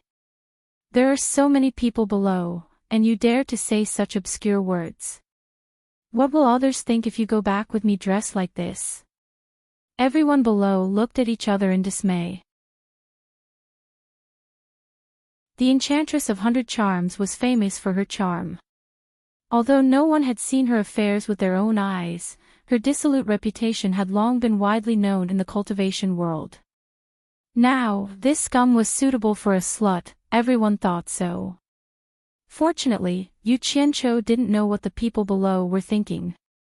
Otherwise, he would have to summon the special forces and start a massacre. "Brat, you destroyed my pavilion. I haven't settled the score with you yet, and you refuse to show me." The Enchantress of 100 Charms was smiling on the surface, but she was secretly threatening him with telepathy. Yu Qianqiu's face froze. He opened his mouth but didn't say anything. His cultivation was not high enough, so he couldn't explain with telepathy. The two of them were in a stalemate in the air for a while. In the end, Yu Qianqiu gave way and flew into the 100 Flowers Valley dejectedly. The Enchantress of 100 Charms giggled and followed him. The next life is unpredictable. Love and hate are written off. Is this what you want to tell me? Yan Zixia, who was below, turned around in a daze and was still murmuring. Once this woman started to let her imagination run wild, anything could fit the situation. Even 10 bulls couldn't pull her back. No, 10,000 bulls couldn't pull her back. After watching the show, the crowd left happily. They couldn't help but sigh. They didn't expect Yu Qianqiu to have such a trick up his sleeve. You really can't judge a book by its cover. Miss C.E. Wu Liqing passed her another incense stick and said, "There are still many fireworks left. Let's continue." Yes, let's continue. Bai Zizong and the other two agreed. They immediately took out fireworks from their storage pouches and started to place them on the ground. Zi took the incense stick and lit a fuse. She watched as a ray of light shot into the sky and exploded. Although the colors were still beautiful, she didn't have the mood to start. Her lips were slightly pouting, showing a lack of interest. She looked at the 4 men who were placing the fireworks. She couldn't help but compare them with Yu Qianqiu. Then she frowned and thought, as expected of the disciples of the aristocratic families. They only know how to play all day and follow behind women. What a loser. It seems that when I was with him, I was always behind him. He was busy all day, and I rarely saw him stop. I was fine with him.